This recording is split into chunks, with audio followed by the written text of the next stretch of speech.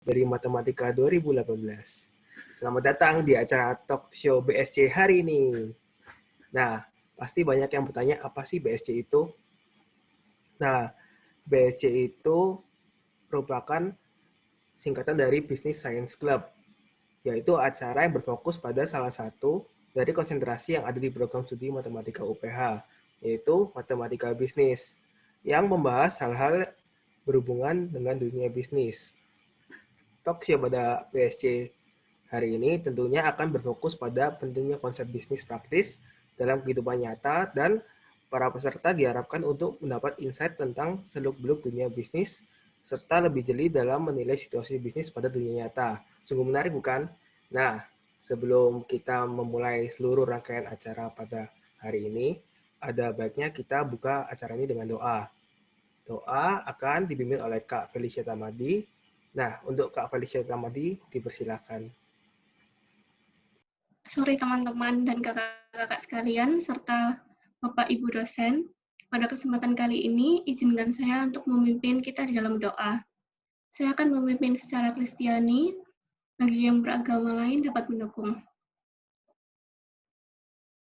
Ya Tuhan, terima kasih atas berkat-Mu sehingga kami dapat berkumpul pada sore hari ini untuk melaksanakan acara Business Science Club dengan tema Business from Home.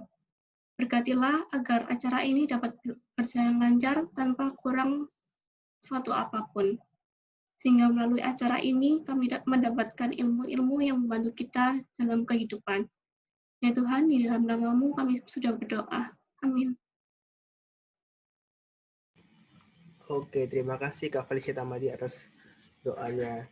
Nah, lalu sekarang kita akan mengundang Bapak Ivanki Saputra selaku Kepala Prodi Matematika UPH untuk menyampaikan beberapa kata sambutan untuk kita semua. Untuk Bapak Ivanki dipersilakan. Oke, terima kasih. Apakah MC suara saya terdengar jelas? Jelas, Pak. Oke, ya. Pertama-tama saya ingin mengucapkan selamat datang kepada para pembicara dalam webinar kali ini. Ya, kebetulan semua pembicara yang hadir pada hari ini tuh semuanya merupakan alumni dari UPH. Nah, jadi jika webinar kali ini tuh adalah seminar biasa yang sifatnya itu, maka saya bisa mengucapkan selamat datang kembali ke kampus UPH. Namun kali ini kan karena sifatnya seminar, tentunya saya hanya bisa mengucapkan selamat datang kepada Ibu Marisa Setiawan. Ya. Nah, Ibu Marisa Setiawan ini kebetulan tuh adalah alumni dari program studi Matematika UPH ya, angkatan 2006 atau 2005 ya. Ya, namun kemudian selamat datang juga kepada Ibu Anastasia Munedi dan juga last but not least selamat datang kepada Ibu Grace Emma Rusli. Nah, terima kasih atas kesediaannya untuk menjadi pembicara dalam webinar kali ini. Nah, semoga kehadiran Ibu dapat menjadi berkat bagi kami semua dan juga dapat menjadi pengalaman yang berharga. Nah, saya juga ingin mengucapkan selamat datang kepada para peserta webinar di sore hari ini. Terima kasih atas partisipasi kalian dan saya sangat berharap kita semua mendapat manfaat yang tidak sedikit dalam webinar kali ini. Nah, sedikit perkenalan untuk para pembicara. Program studi matematika ini mempunyai 3 konsentrasi, ya, yaitu adalah aktuaria, bisnis, dan computational math. Dan pada kesempatan kali ini, teman-teman mahasiswa dari konsentrasi bisnis math yang tergabung dalam ini, Business Science Club atau BSC, mengadakan webinar dengan tujuan untuk bisa memperkenalkan karir yang bisa diambil jika mengambil konsentrasi bisnis matematik. Nah, ini saya nggak tahu sih sejauh apa ibu-ibu pembicara ini menggunakan matematika dalam bisnisnya, namun saya yakin bahwa cara berpikir ketika belajar matematika itu akan selalu digunakan dan akan selalu bermanfaat. Nah, tak berlama-lama lagi saya akan kembalikan forum ini ke MC. Selamat sore dan selamat berwebinar. Oke, terima kasih Bapak Ivanki. Nah, selanjutnya kita ada kata sambutan dari Kak Ahmad Fransela selaku Ketua Himpunan Mahasiswa Matematika UPH periode 2020-2021. Silakan untuk Kak Ahmadiyah, dipersilakan. Terima kasih MC. Oke, selamat sore semuanya. Perkenalkan saya Amadea dari Matematika 2018 selaku Ketua Himpunan Mahasiswa Matematika UPH periode ini. Pertama-tama marilah kita mengucap syukur kepada Tuhan karena telah memperbolehkan kita semua untuk berkumpul lewat platform online ini dan mengikuti talk show pada hari ini. Terima kasih dan salam. Ingin saya sampaikan kepada Bapak Kifan Ivanki Saputra selaku Ketua Program Studi Natural and Applied Mathematics UPH serta para dosen yang telah meluangkan waktunya untuk dapat hadir pada acara kita ini serta tak lupa teman-teman peserta sekalian atas partisipasinya.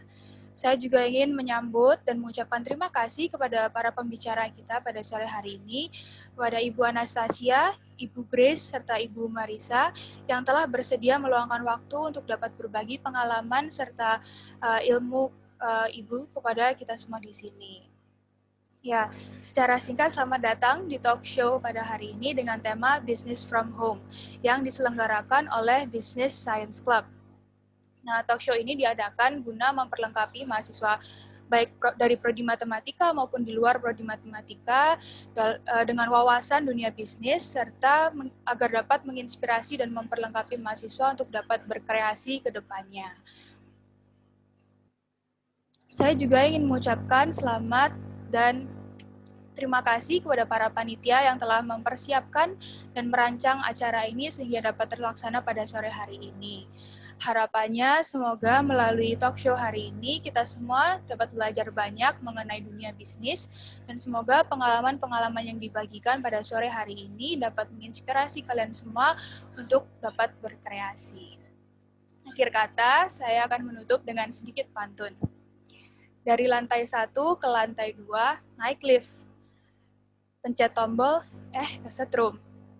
Yuk jadi anak muda yang kreatif, productive even from home. Sekian dari saya, terima kasih dan Tuhan memberkati.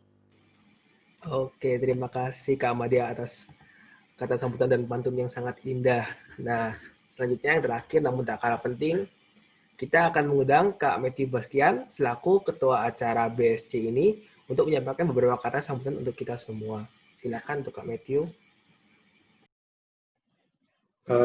Jadi, halo, pertama-tama saya ingin mengucapkan selamat sore dan selamat datang pada hadirin sekalian. Pertama-tama saya ingin mengucapkan puji dan syukur kepada Tuhan karena hanya dengan rahmat-Nya hari ini dapat terselenggara acara webinar BSC dengan topik Business from Home.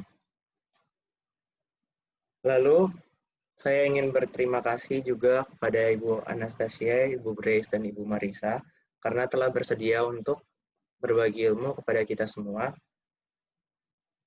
Juga saya ingin mengucapkan terima kasih kepada Bapak Ibu dosen yang telah berkesempatan hadir, kepada para panitia yang sudah bekerja dalam mempersiapkan acara ini, serta kepada para hadirin yang telah menyempatkan diri untuk hadir di acara sore hari ini.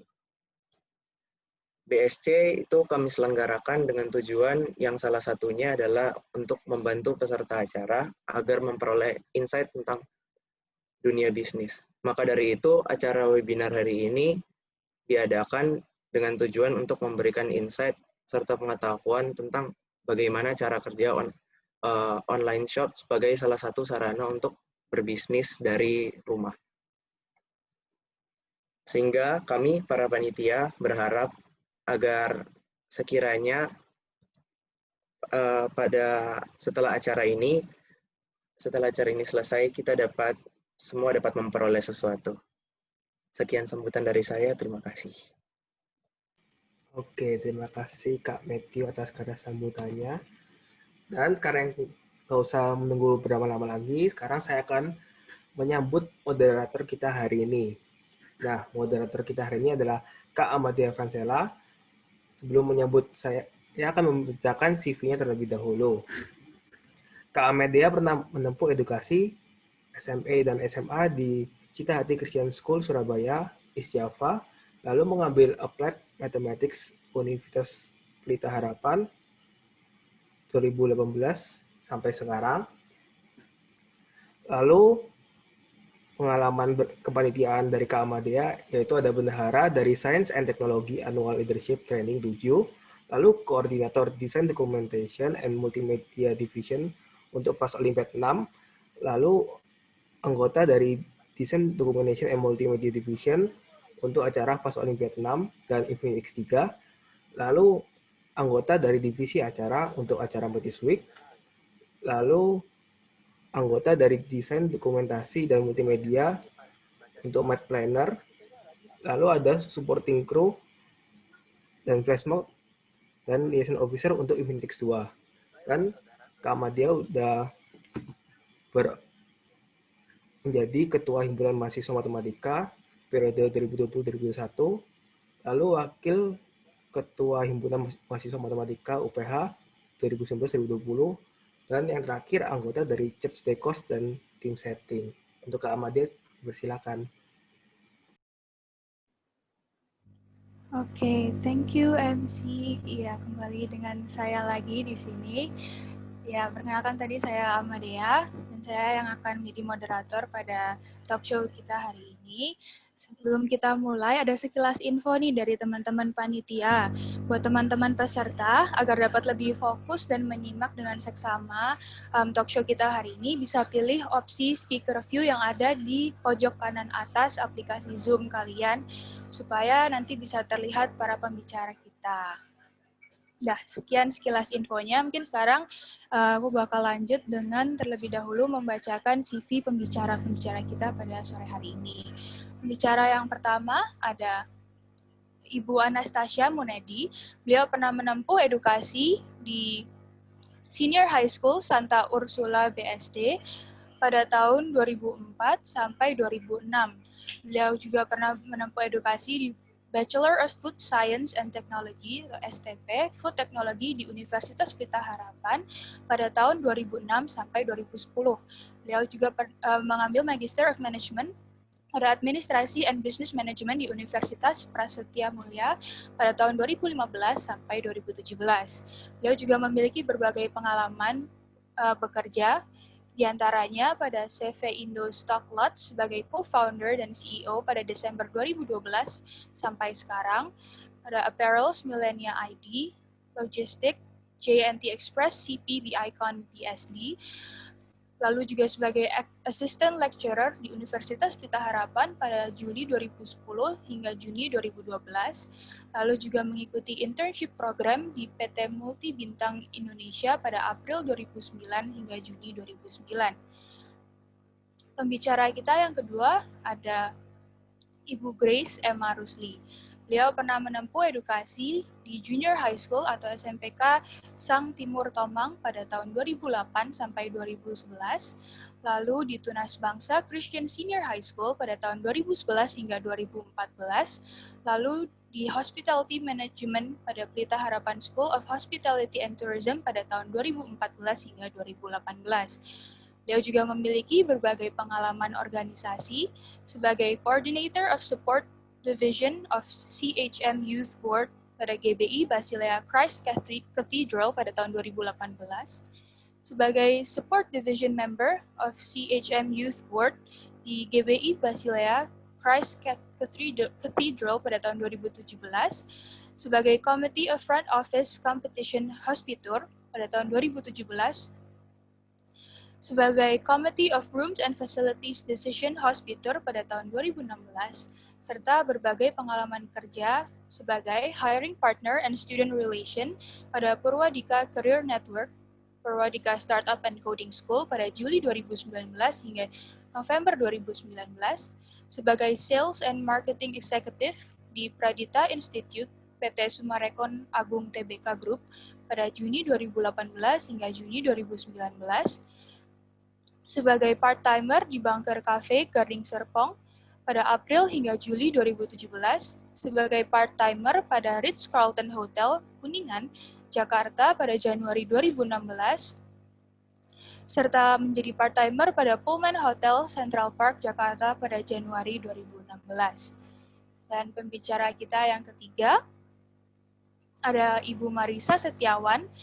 Beliau pernah menempuh edukasi di Applied Mathematics Universitas Pelita Harapan pada tahun 2006 hingga 2010, serta memiliki pengalaman kerja sebagai founder of Oila Online Shop pada tahun 2015, dan bekerja di insurance and consultant sector pada tahun 2010 hingga 2015. Ya, sekian CV dari pembicara kita pada sore hari ini. Sekarang kita langsung sambut aja. Mungkin teman-teman juga boleh bantu saya buat menyambut para pembicara kita di chat. Bilang, halo Kak, sore Ibu, gitu ya. Ya, langsung saja kita sambut Ibu Anastasia, Ibu Grace, dan Ibu Marisa. Sore.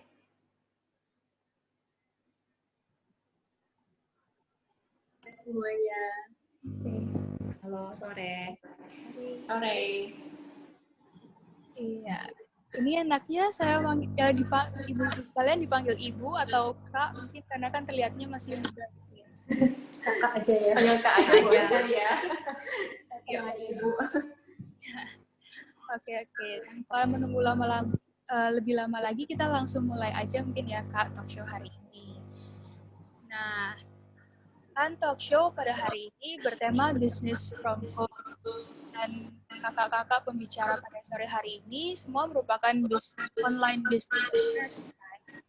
Mungkin sebelum kita masuk terlalu dalam, boleh dari kakak-kakak memperkenalkan diri sekaligus memperkenalkan online bisnis masing-masing. Boleh dimulai dari Kak Anastasia dan Pak Grace.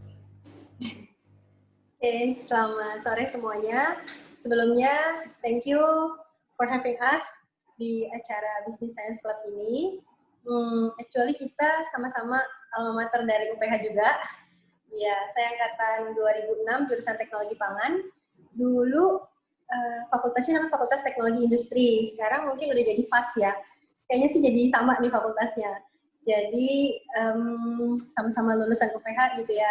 Senang juga bisa share pengalaman karena sampai saat ini juga kita masih terus learning by doing sih dengan business activity yang kita lakukan saat ini. Nah, jadi kami sekarang sedang menjalankan bisnis online, fokusnya di apparels, women, men, dan kids dengan nama Millennia. Oke. Kalau dari aku sih, tadi mungkin udah ya perkenalan tentang Millennia-nya. Kalau aku sendiri, namaku Grace. Thank you juga untuk kesempatannya udah bisa mungkin mungkin cari pengalaman aja kalian nanti di sini sama teman-teman semua. Aku tadi seperti yang Jana bilang, aku juga lulusan UPH untuk jurusan manajemen perhotelan. Jadi STPPH gitu ya. Oke, mungkin boleh Kak Marisa dilanjutkan. Halo, sore. Makasih ya udah diundang di sini. Nama aku Marisa. Dulu aku juga kuliah di UPH, ngambil jurusan matematika, tapi yang aktuaria. Kalau sekarang aku lagi ngejalanin bisnis, namanya Oila. Kita lebih fokus ke fashion aksesoris sih. Nice. Mungkin teman-teman di sini para peserta boleh dicatat itu ada Millennia dan Oila. Yang satu fashion, yang satu lebih ke aksesoris ya Kak ya. Oke. Karena tadi kita udah diperkenalkan nih dengan online business kakak-kakak sekalian, mungkin kita boleh masuk ke yang lebih dalam gitu. Boleh diceritain Kak, awal mula atau maksudnya kenapa nih bisa terpikirkan atau tergerak buat bikin online business, online shop.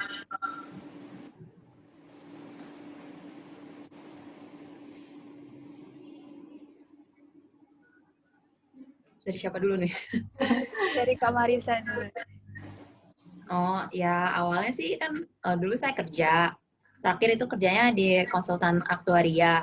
Cuman kok kayak rasanya passionnya nggak di situ. Cuman akhirnya, oh ya udah deh.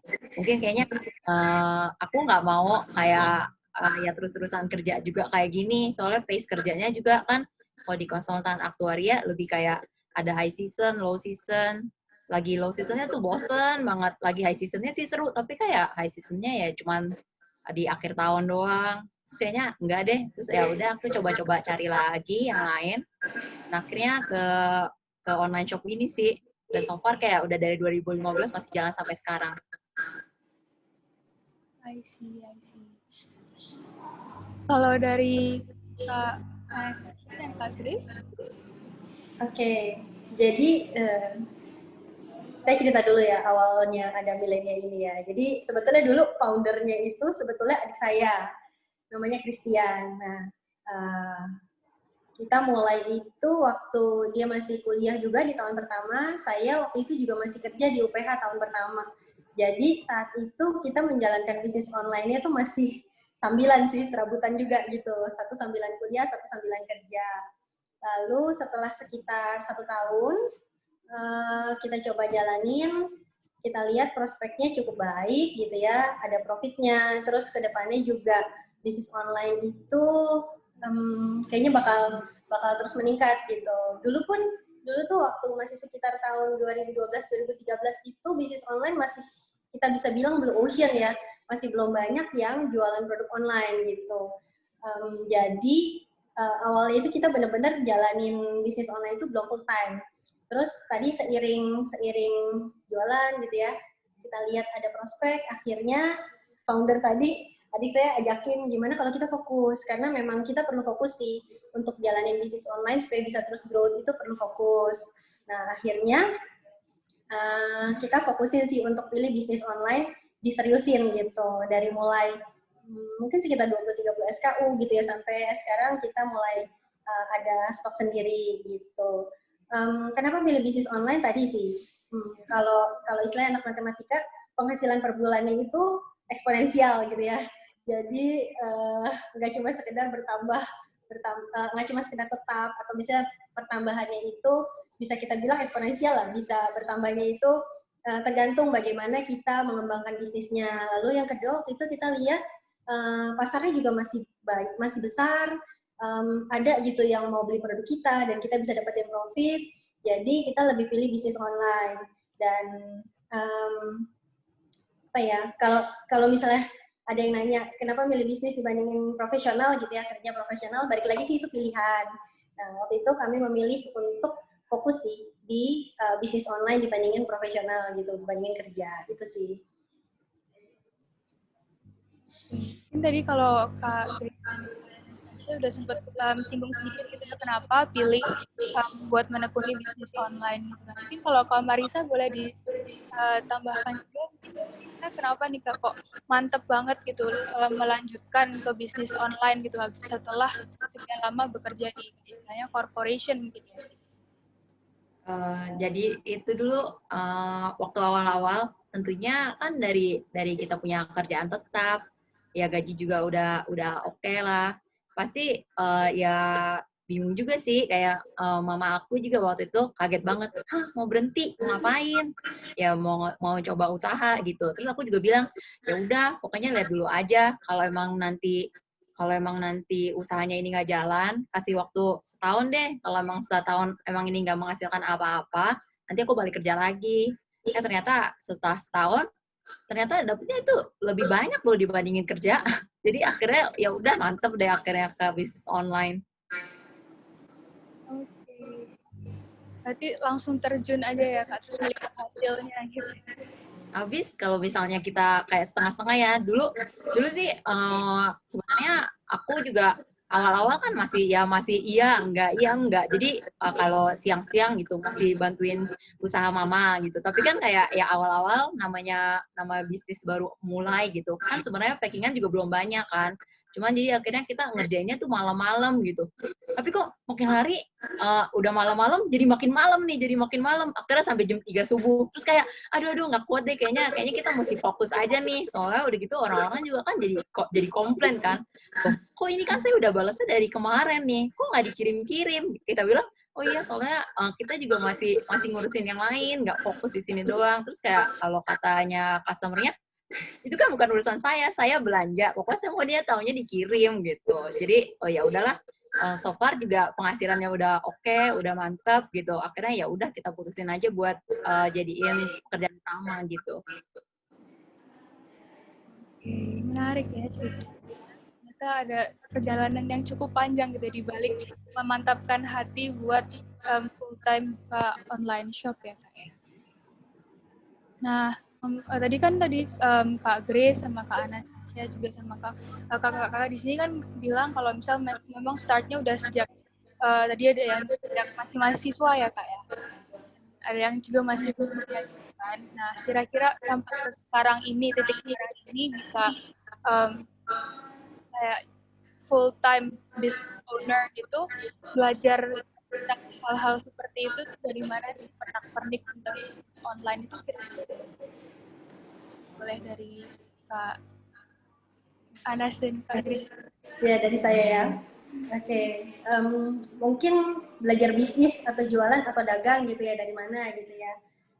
Kecuali sih awalnya itu dari kecil, saya dan adik saya itu udah sering lihat sih orang tua itu suka dagang gitu, jualan. Zaman dulu kan suka ada bazar gitu, biasanya kalau mau lebaran gitu ada bazar gitu kan.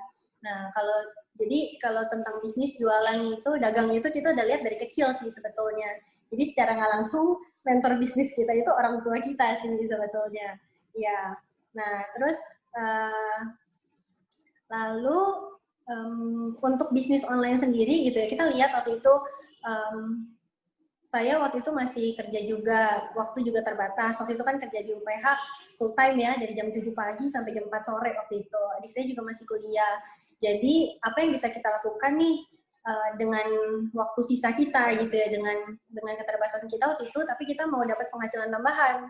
Salah satunya cara ya kita jualin produk secara online gitu, yang kita cuma istilahnya modal foto produk, kita tampilin, customer kita bisa lihat 24/7, tapi orderan juga bisa masuk gitu, even waktu kita lagi kerja atau waktu adik saya lagi kuliah gitu ya, ataupun malam saat kita tidur. Kalau online shop kan customer masih bisa belanja gitu kan, kadang masih bisa chat gitu. Jadi kita mulai jualin produk kita waktu itu, pakaian itu secara online. Lalu yang kedua, karena modal kita juga terbatas, kita nggak mungkin sewa kios, sewa toko gitu kan. Jadi yang istilahnya low cost ya dengan jualan online gitu sih. Nah, seiring berjalannya waktu kita sebenarnya lebih banyak learning by doing sih. Karena tadi kalau basicnya kita tahu bisnis tuh jualan produk tuh gimana, ya ada produk, terus kita tahu modalnya berapa, kita mau set untungnya berapa, yang penting kita dapat untung, kita jual kan harga jualnya. Sebenarnya basicnya gitu. Tapi kalau untuk jualan online ya ada keunikannya sendiri sih gitu. Sebetulnya kita awalnya kalau jualan online itu kita jual foto produk kan, bukan jual produknya, karena customer itu nggak ngelihat produk kita, tapi lihat foto produk. Bagaimana kita mengemas produk yang kita jual ini punya tampilan awal itu menarik gitu, foto produknya harus bagus dulu nih gitu ya. Nah itu sih, jadi awalnya kita tadi ada metode orang tua, terus kita juga learning by doing. Jadi kita coba dulu deh jualin produk di platform apa nih yang customer ada di situ, yang dibeli, yang customer bisa beli gitu kan. Nah itu kita learning by doing. Lalu in the middle sekitar tahun 2015-an itu saya coba berpikir sih, kayaknya saya juga perlu tahu nih teori tentang bisnis manajemen itu seperti apa. That's why saya mutusin untuk ambil kuliah lagi, master di salah satu kampus di Jakarta tentang bisnis manajemen. Nah, di situ diajarin sih detail tentang teorinya, gimana kita buat bisnis plan. Kalau dulu kan kita cuma pikir market research, kita punya produk, mau jual produk apa, ada customer yang beli, mau jual di mana gitu kan. Cuman mikirin secara nggak langsung dulu kita belajar tentang marketing 4P, place, product, promotion, price. Di situ kita diajarin teori tentang marketing, teori tentang operation seperti apa, strategic manajemennya seperti apa. Jadi ada teorinya sih untuk kita bisa praktek di jualan bisnis online kita. Jadi selebihnya ya kita learning by doing lagi sih, dari masukan customer, terus kadang dari karyawan kita juga mereka kasih masukan juga gitu loh. Sekarang tuh trennya lagi kayak gini nih, millennials tuh kayak gini ya. Lebih banyak learning by doing sih, di luar tadi kita ada teori dan kita juga lihat sendiri dari mentor bisnis juga gitu. Oke, mungkin Kak Anas mau menambahkan? Mungkin kalau dari sudut pandang yang non-bisnis itu lebih ke dari sudut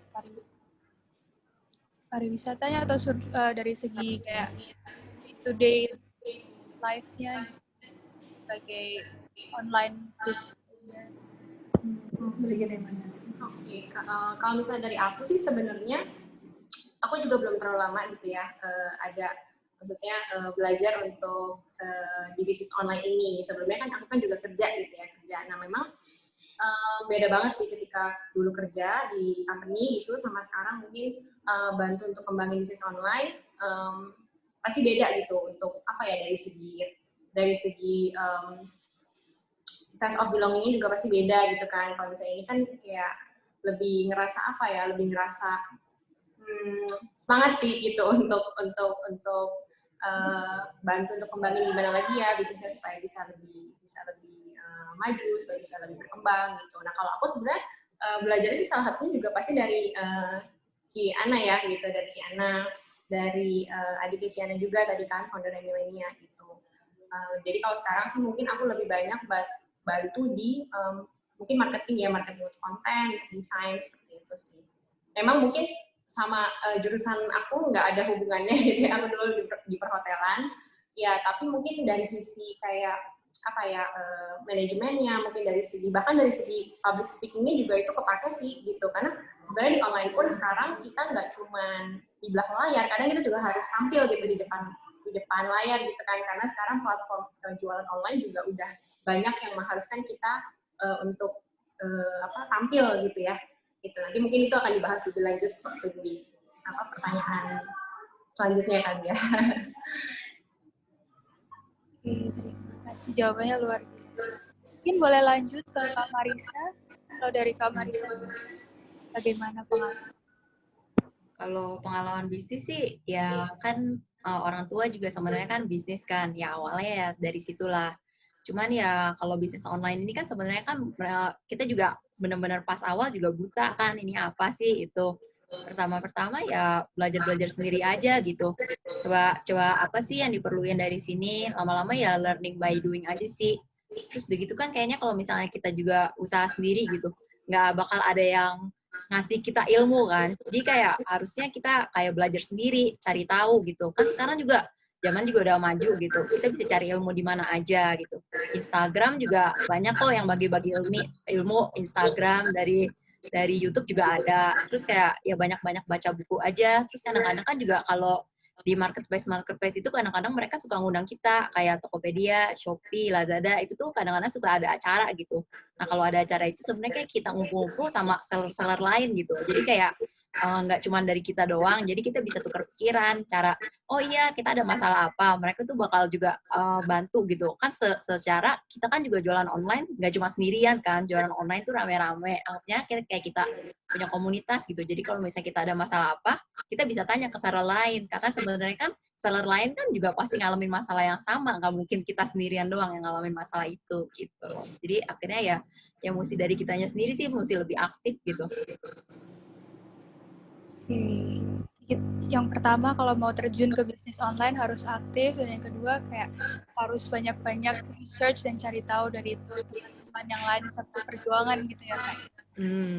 Ya at least kalau ada teman seperjuangan kan kita jadi kayak lebih terpacu gitu ya. Kadang-kadang dengar orang, oh jualannya di sini bisa sampai ribuan. Oh mereka juga bisa, kalau mereka bisa, kita juga bisa dong. Kalau kayak gitu jadi kayak membuat kita lebih terpacu gitu.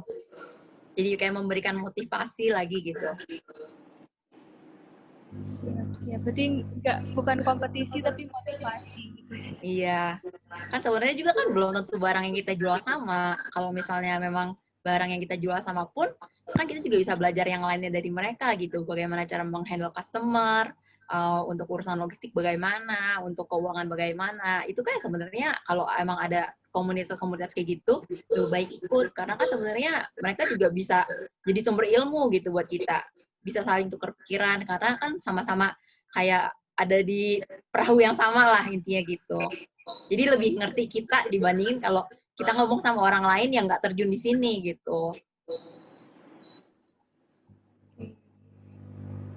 Siap. Mungkin ini sorry ada sedikit kabar dari panitia, katanya ada feedback, jadi mungkin boleh minta tolong kakak-kakak kalau misal sedang tidak berbicara di mute ya. Microphone. Mungkin kita lanjut nih. Tadi kan kakak-kakak ada bilang sedikit kalau memang pada dasarnya nggak datang dari kayak background bisnis, tiba-tiba tertarik nih untuk namanya online shop. Nah, kira-kira apa aja sih Kak kayak aspek-aspek penting yang ternyata waktu begitu Kakak terjun, oh baru tahu nih ternyata ini penting loh dipertimbangkan gitu, atau penting buat di-consider dalam melaksanakan bisnis online. Mungkin boleh dari Kak Marisa dulu selanjutnya. Ya sebenarnya dari awal-awal kan ngeblank banget gitu ya. Ini tuh kayak apa gitu. Cuman lama-lama kayak udah kesininya ya jadi tahu. Kayak misalnya kita mesti ngerencanain stok, terus ada gitu-gitu, ada campaign-campaign segala kan, kayak gitu stok mesti ditebelin, terus udah gitu kadang-kadang kayak masalah keuangan juga kan kadang-kadang soalnya kita mesti yakin dong kita jualan itu nggak cuman kayak oh dapat duit nih ya nih ada duit tapi ternyata belakang-belakangan rugi. Jadi kayak kita mesti pastiin kayak di keuangan kita juga kuat, pastiin kayak bener nih barang yang kita kirim kita dapat uangnya, terus begitu ya gitu-gitu sih sebenarnya. Ada hal-hal kecil akhirnya ya belajar sembari itu aja, kayak nanganin pegawai gimana sih, kayak yang sebenarnya kita awalnya ngeblank tapi lama-lama karena ya pengalaman juga ya akhirnya yang bisa lah. Mulai dari stock, terus financial planning gitu ya, terus kayak mungkin komunikasi dengan para pegawai gitu ya Kak ya. Mungkin kalau dari Kak Anas dan Kak Grace. Oke, ya mirip sih ya, mirip dengan Kak Marisa tadi ya gitu ya. Kalau kita jualan online itu ya ketemunya supplier, customer, ya buyer, karyawan ya biasa gitu. Kalau yang awal-awal mulai handle mungkin belum ada karyawan, semua kerja sendiri. Tapi nanti kalau udah order cukup banyak gitu pasti akan ketemu karyawan. Ya lingkupnya seputar itu sih.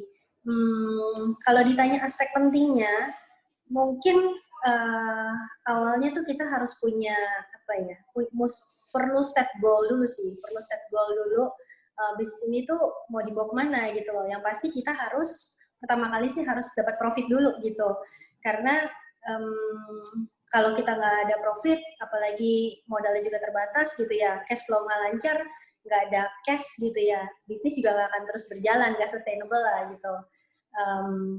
Termasuk juga dalam kondisi pandemi ini yang penting adalah kita juga salah satunya perlu punya cash.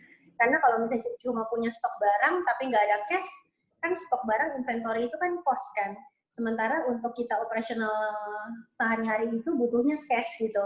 Jadi ya tadi kita perlu set goal-nya harus tahu yang pasti kita perlu profit untuk bisa sustainable.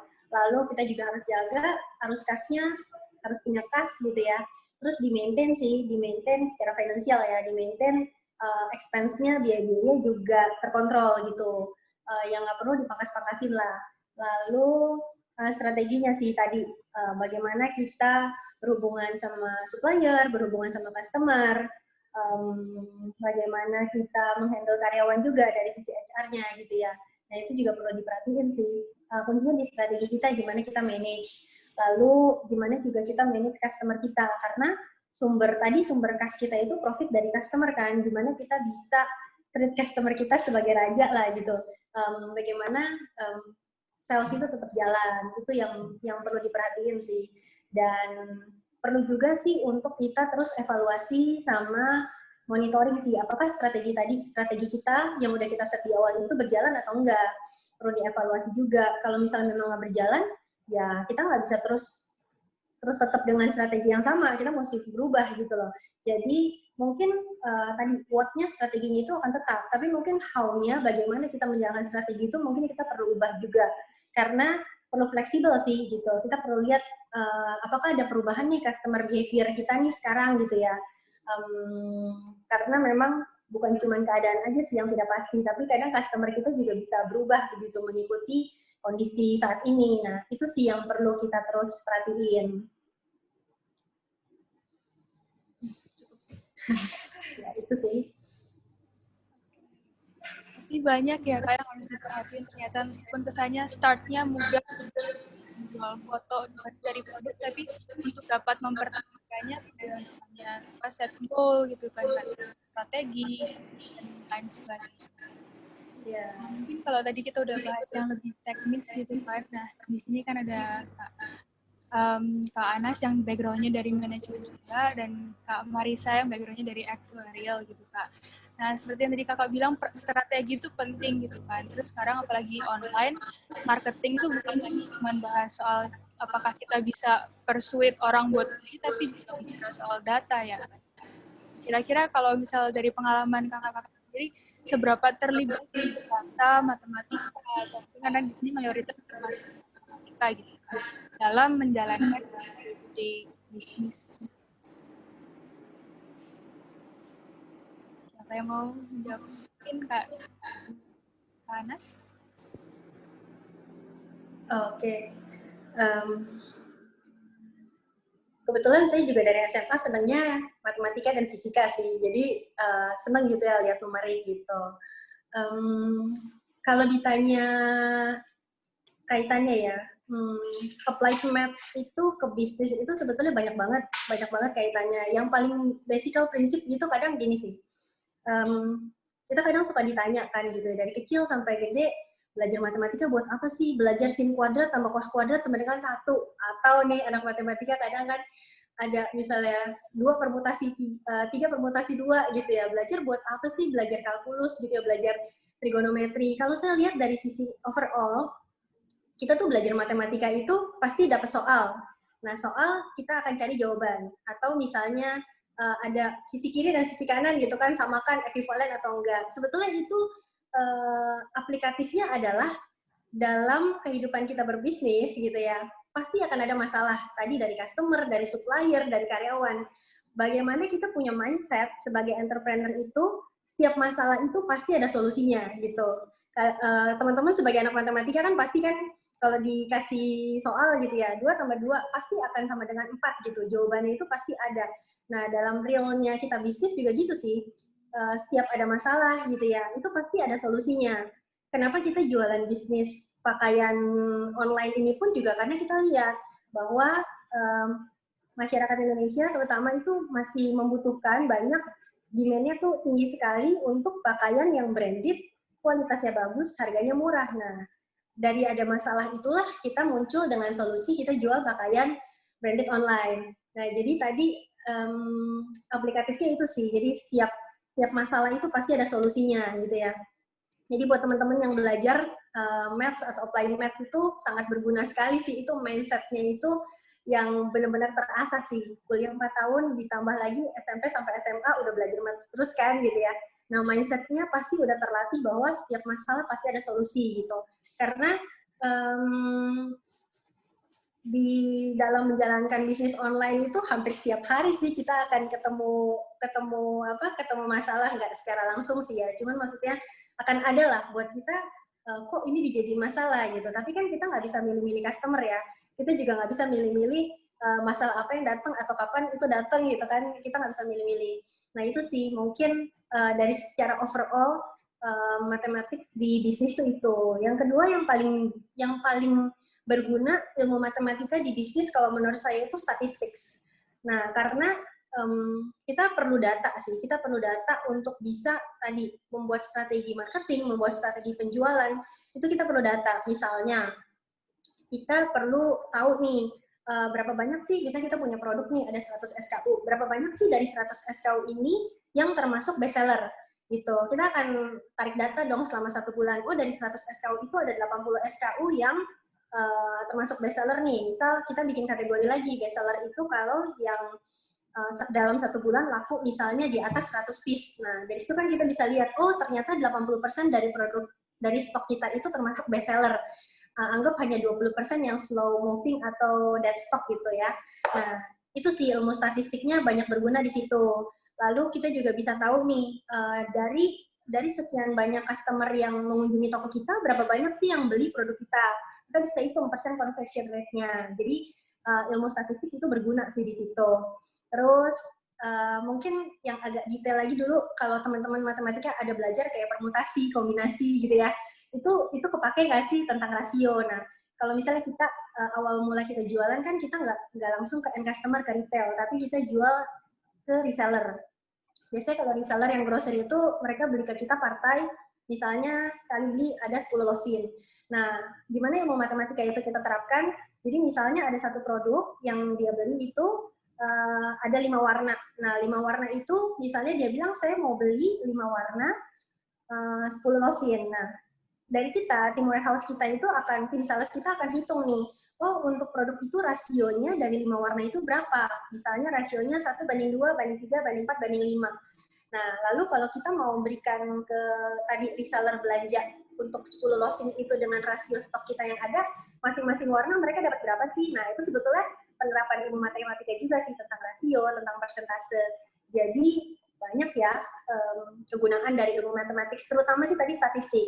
Di luar statistik juga ada ilmu economics kalau teman-teman maths yang belajar, atau analisis numerik lah.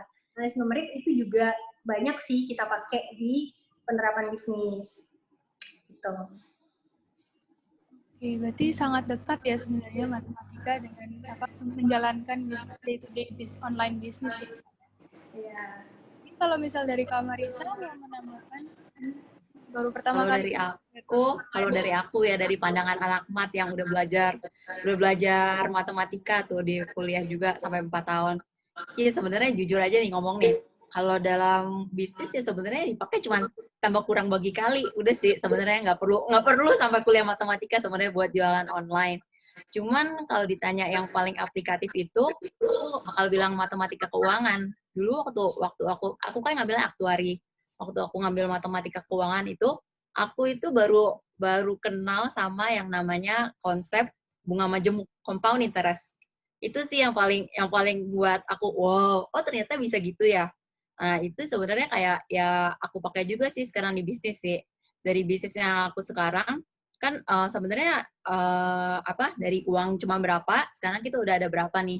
Terus begitu kan nggak semua dari uang yang kita hasilin kita bakal beli barang lagi dong. Karena belum tentu nggak ada jaminan nanti itu barang yang kita beli itu akan habis. Jadi kalau di aku prinsipnya ada sebagian yang kita pakai buat investasi dengan pakai cara compound interest itu. Jadi sebenarnya kalau dari Oila sekarang ini kita udah ada duit investment. Jadi sebenarnya kalau seandainya sekarang Oila pun berhenti, kita udah bisa hidup dari investment yang kita ambil itu. Jadi sekarang kita udah dapat dari bunganya sendiri, dari itunya udah semua udah ketutup sih sebenarnya. Jadi nggak cuman ngembangin bisnis juga, tapi kita juga udah mesti mikir kayak contohnya dari dulu offline kan dulu kencang banget kan, terus tiba-tiba ada disrupsi ini nih si online. Nah dari online ini kan emang sekarang ya kita akuin lah, ini sekarang lagi kencang-kencangnya gitu. Tapi kan ada suatu saat nanti pasti ada disrupsi lagi kan. Nah untuk itu kita kayak harus ya belajar mitigasi gitu. Kan ya kayak bisnis-bisnis yang udah ada nggak selamanya juga bakal sustain terus kan. Kita berusaha untuk sustain, tapi kita ya buat ada itunya lah, ada safe ground-nya aja sih. Jadi kita kayak ya mitigasi aja, udah ada investment di tempat lain, jadi uangnya itu kita sisihin sebagian, jadi dari bunga juga kita dapet kan katanya mesti jangan kita bekerja untuk duit, kita buat duit bekerja buat kita, gitu sih. Menarik ya. Jadi kalau misal disimpulin, mungkin dari segi matematikanya yang banyak terpakai adalah mungkin mindset gitu ya Kak. Dari problem solving-nya, terus dari kalau ilmu itunya mungkin statistika, terus ekonomi, tadi Kak Marisa bilang matematika keuangan gitu kan, investment, bunga majemuk dan lain sebagainya, terus juga analisis numerik gitu kan ya Kak. Nah, kalau itu dari sudut pandang yang mungkin sangatlah familiar dengan bisnis dan matematika. Kalau misal dari Kak Grace, yang mungkin lebih familiar dengan dari sisi mungkin perhotelannya dan kayak mungkin marketingnya gitu ya. Kira-kira kayak ada nggak sih Kak yang ternyata matematika kepake ya di sini? Atau mungkin kayak hal-hal baru yang jadinya Kak Grace pelajari setelah terjun ke online business? Oke. Kalau dari aku mungkin kalau untuk sisi matematikanya tadi Ci Ana udah jelasin gitu ya, maksudnya pasti itu kepake gitu kan, karena gimana pun tadi kayak gimana caranya kita lihat data, statistik, nah itu bakal kepake untuk kita planning ke depannya harus seperti apa lagi gitu ya.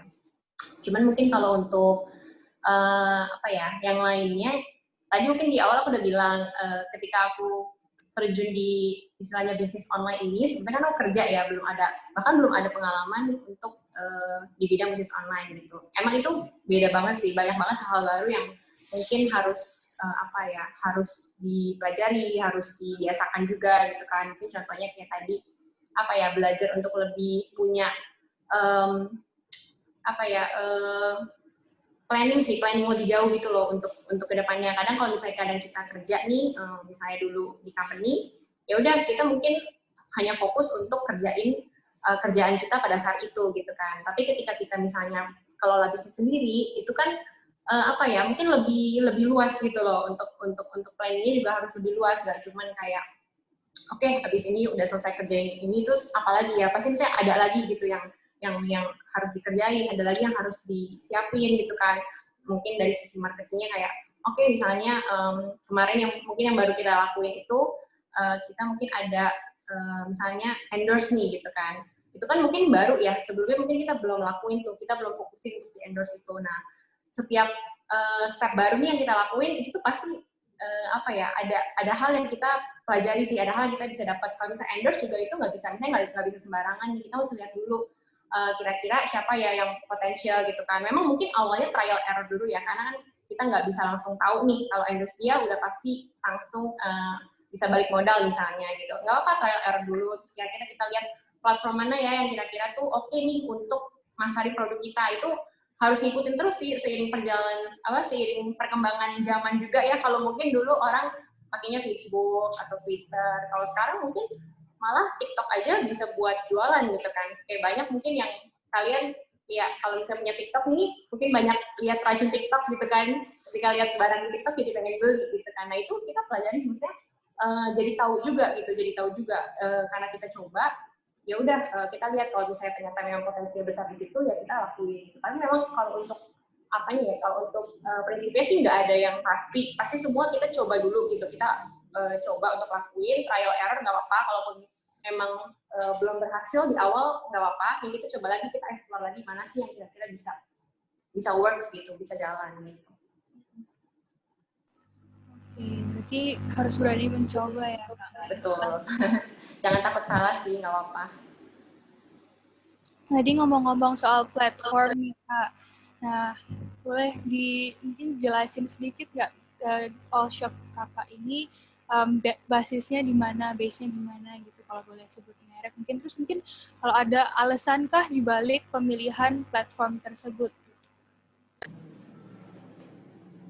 Ya boleh dari Kak Anas dan Kak Grace dulu. Boleh.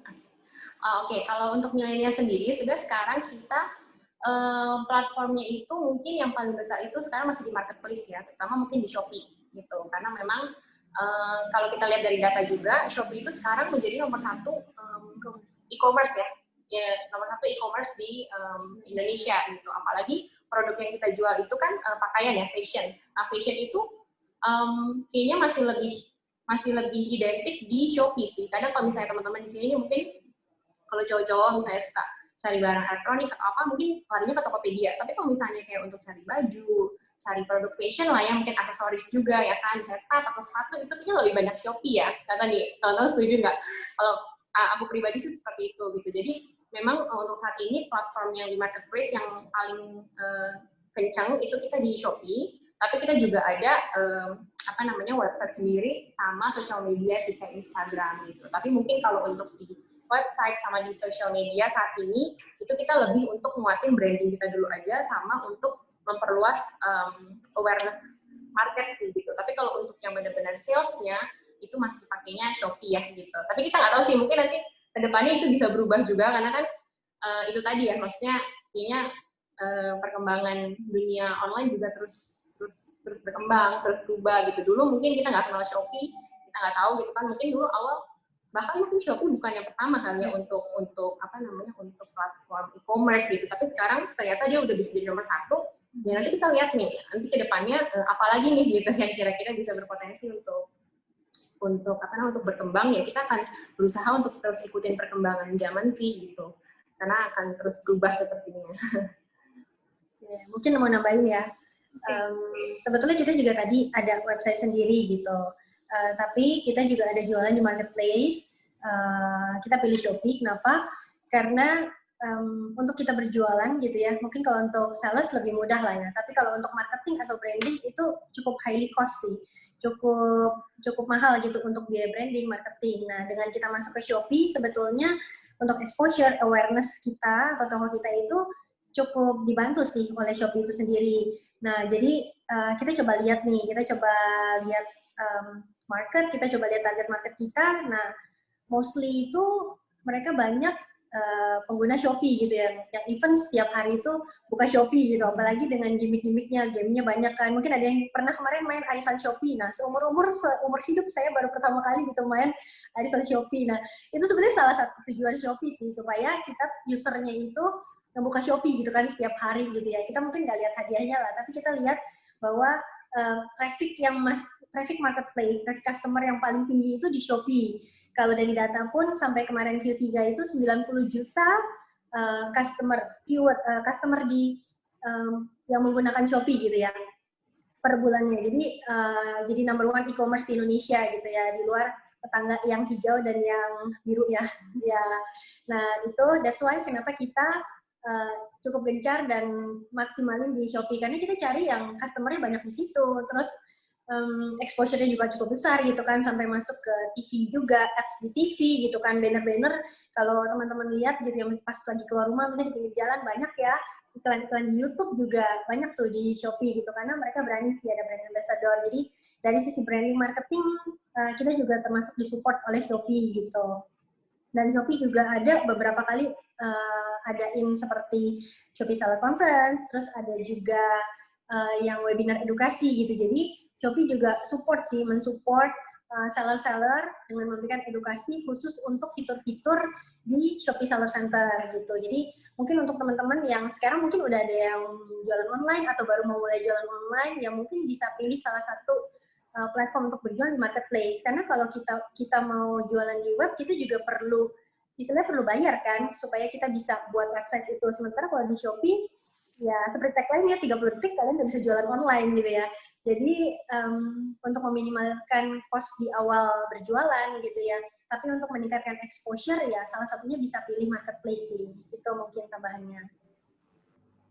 Bisa disimpulin kalau sekarang marketplace sudah sangatlah dan mewadahi online shop juga. Tapi penting juga online shop buat punya product knowledge, kayak target market yang pas gitu, supaya bisa bijaksana memilih marketplace juga ya.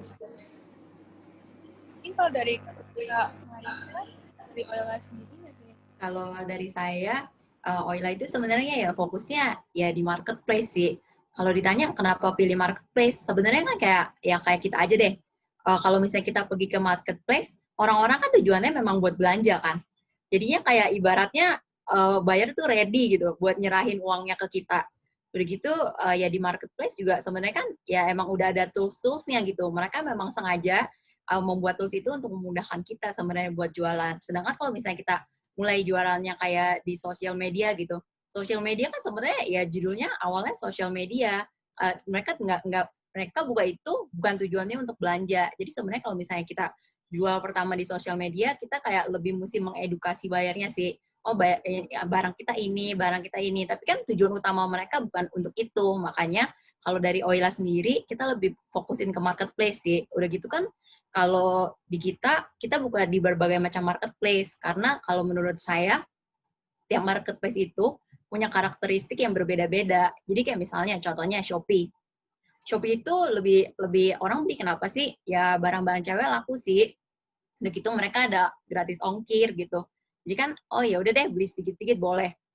Kalau misalnya yang Oila di Tokopedia, itu tuh lebih banyak grosir. Jadi sekali beli, orang sebenarnya buat jual lagi. Jadi kayak misalnya sekali beli 100 piece, 1000 piece, gitu-gitu sih. Terus kayak di Lazada juga karakteristiknya beda lagi. Kalau Lazada itu kayak lebih untuk individual gitu. Mereka bukan buat reseller. Jadi untuk fitur dropship pun nggak ada. Jadi maksud kalau dari Oila sendiri, lebih baik kalau setiap ada marketplace baru, pasti kita cobain.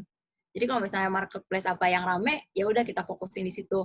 Tapi tetap marketplace yang lain bukan kita tinggalin, kita tetap mencoba untuk mengembangkan, tapi ya kita lebih fokus ke yang emang benar-benar ramai aja, yang lebih cocok ke kita gitu sih. Jadi ya kan kita nggak tahu juga ke depannya marketplace itu gimana. At least ya di situ kita udah jualan, ya tinggal lihat aja gitu. Jadi penting banget ya Kak ya buat tahu dan research gitu ya tentang marketplace yang ada. Lebih ke coba sih menurut aku. Kalau misalnya kita research doang tapi kita nggak coba gitu kan, kita sebenarnya nggak tahu hasilnya kan. Kayak contohnya aja ya, aku itu juga masukin ke Zilingo ya. Zilingo itu tiap hari kayak kalau hari-hari biasa sepi banget. Kita juga nggak pernah update stok, nggak pernah apa-apa, nggak pernah ini itu. Terus tiba-tiba di 2 tahun lalu pas lagi akhir tahun, kita sampai kaget gitu buka, dah 700. Hah, ada apaan nih gitu. Terus gitu, oh ya udah deh selesain. Terus begitu yang lebih kagetnya lagi ya, besok-besok, dah 1000. Ada apaan nih? Kemarin gue udah selesai nih 700 gue nih. Itu tuh kejadian terus sama Zilingo itu sampai awal tahun. Aku jadinya semua yang tadinya cuman strategi kita itu sebenarnya akhir tahun cuma di 12-12. Tapi mereka itu 12-12 sampai akhir tahun. Bahkan tadinya aku tuh udah rencana bakal libur tahun baru kan. Kita udah beli tiket liburan, udah ini, udah itu, udah ini, udah itu. Sampai akhirnya kita pergi liburan pun, itu tuh belum selesai. Dan aku cuman minta tolong sama adik aku, yang sebenarnya waktu itu dia masih kerja. Terus aku bilang, please cuti. Ini tuh nggak bakal selesai. Terus akhirnya dia cuti dan ngurusin. Akhirnya semua pegawai-pegawai pun nggak libur, ngurusin sampai tahun baru. Itu tuh maksudnya kalau misalnya kita nggak pernah coba, kita nggak jualan di situ, kita kan juga nggak tahu. Aku juga shock banget, kaget banget. Bisa akhirnya waktu itu rekor loh, rekor jualan kita dari awal buka sampai itu pada saat itu rekor. Tapi ya sekarang udah lewat sih. Cuman maksudnya dari yang nggak ada apa-apa jadi ada apa-apa tuh shock banget loh, kaget. Antara kaget, aduh mati nih gimana cara ngerjainnya, dengan pegawai kita juga nggak ready gitu. Mereka juga nggak bilang apa-apa, nggak bilang ada campaign ini, nggak bilang campaign itu, tiba-tiba ya ada, tapi ya duitnya ada masuk gitu. Kalau kita nggak coba kan kita nggak tahu gitu. Coba aja ya Kak ya. Oke. Nah, tadi kan udah kayak sedikit ada walkthrough kayak keseharian owner online shop. Mungkin boleh ditambahin sedikit, mungkin kayak dipaparin Kak keseharian kayak a day in the life of online business owner itu kayak gimana sih Kak? Apalagi tadi kan barusan ini 11-11 gitu kan. Mungkin hektik, ramai, terus apa aja gitu yang dikerjain. Mungkin boleh dari Kak Marisa dulu. Oh ya, kalau sehari-sehari, kalau lagi slow day kayak gini, ya kita berbenah deh, lihat-lihat dulu ya belanja, barang apa sih yang perlu di restock, terus barang apa yang jalan, barang apa yang enggak gitu ya. Kita analisa, terus ya beresin keuangan, ya benerin desain, milih-milih barang apa lagi. Pokoknya kita ngerencanain di lagi hari-hari sepi kayak gini. Karena kayak misalnya kalau lagi campaign, itu benar-benar kita nggak bisa ngapa-ngapain. Bahkan aku sama adik aku bertiga, kita juga sampai packing gitu, nggak bisa ngapa-ngapain. Dan itu pun kita udah bantuin semua packing, udah pinjem pegawai mama saya juga, itu pun nggak selesai. Itu biasanya kayak 1 minggu gitu baru selesai. Ya dikerjain sebisanya, cuman kalau misalnya lagi hari biasa sih, ya lumayan lah bisa buat mikir strategi mau ngapain. Kayak misalnya meeting sama Tokopedia, Shopee gitu-gitu masih bisa. Kan juga dapat RM gitu ya. Jadi mereka juga komen, oh ya nih barang ini lagi laku. Oh ya kita cari gitu-gitu sih. Kalau mungkin dari Kak Anas dan Kak Grace tadi kayaknya sudah senyum-senyum, sepertinya relate gitu ya.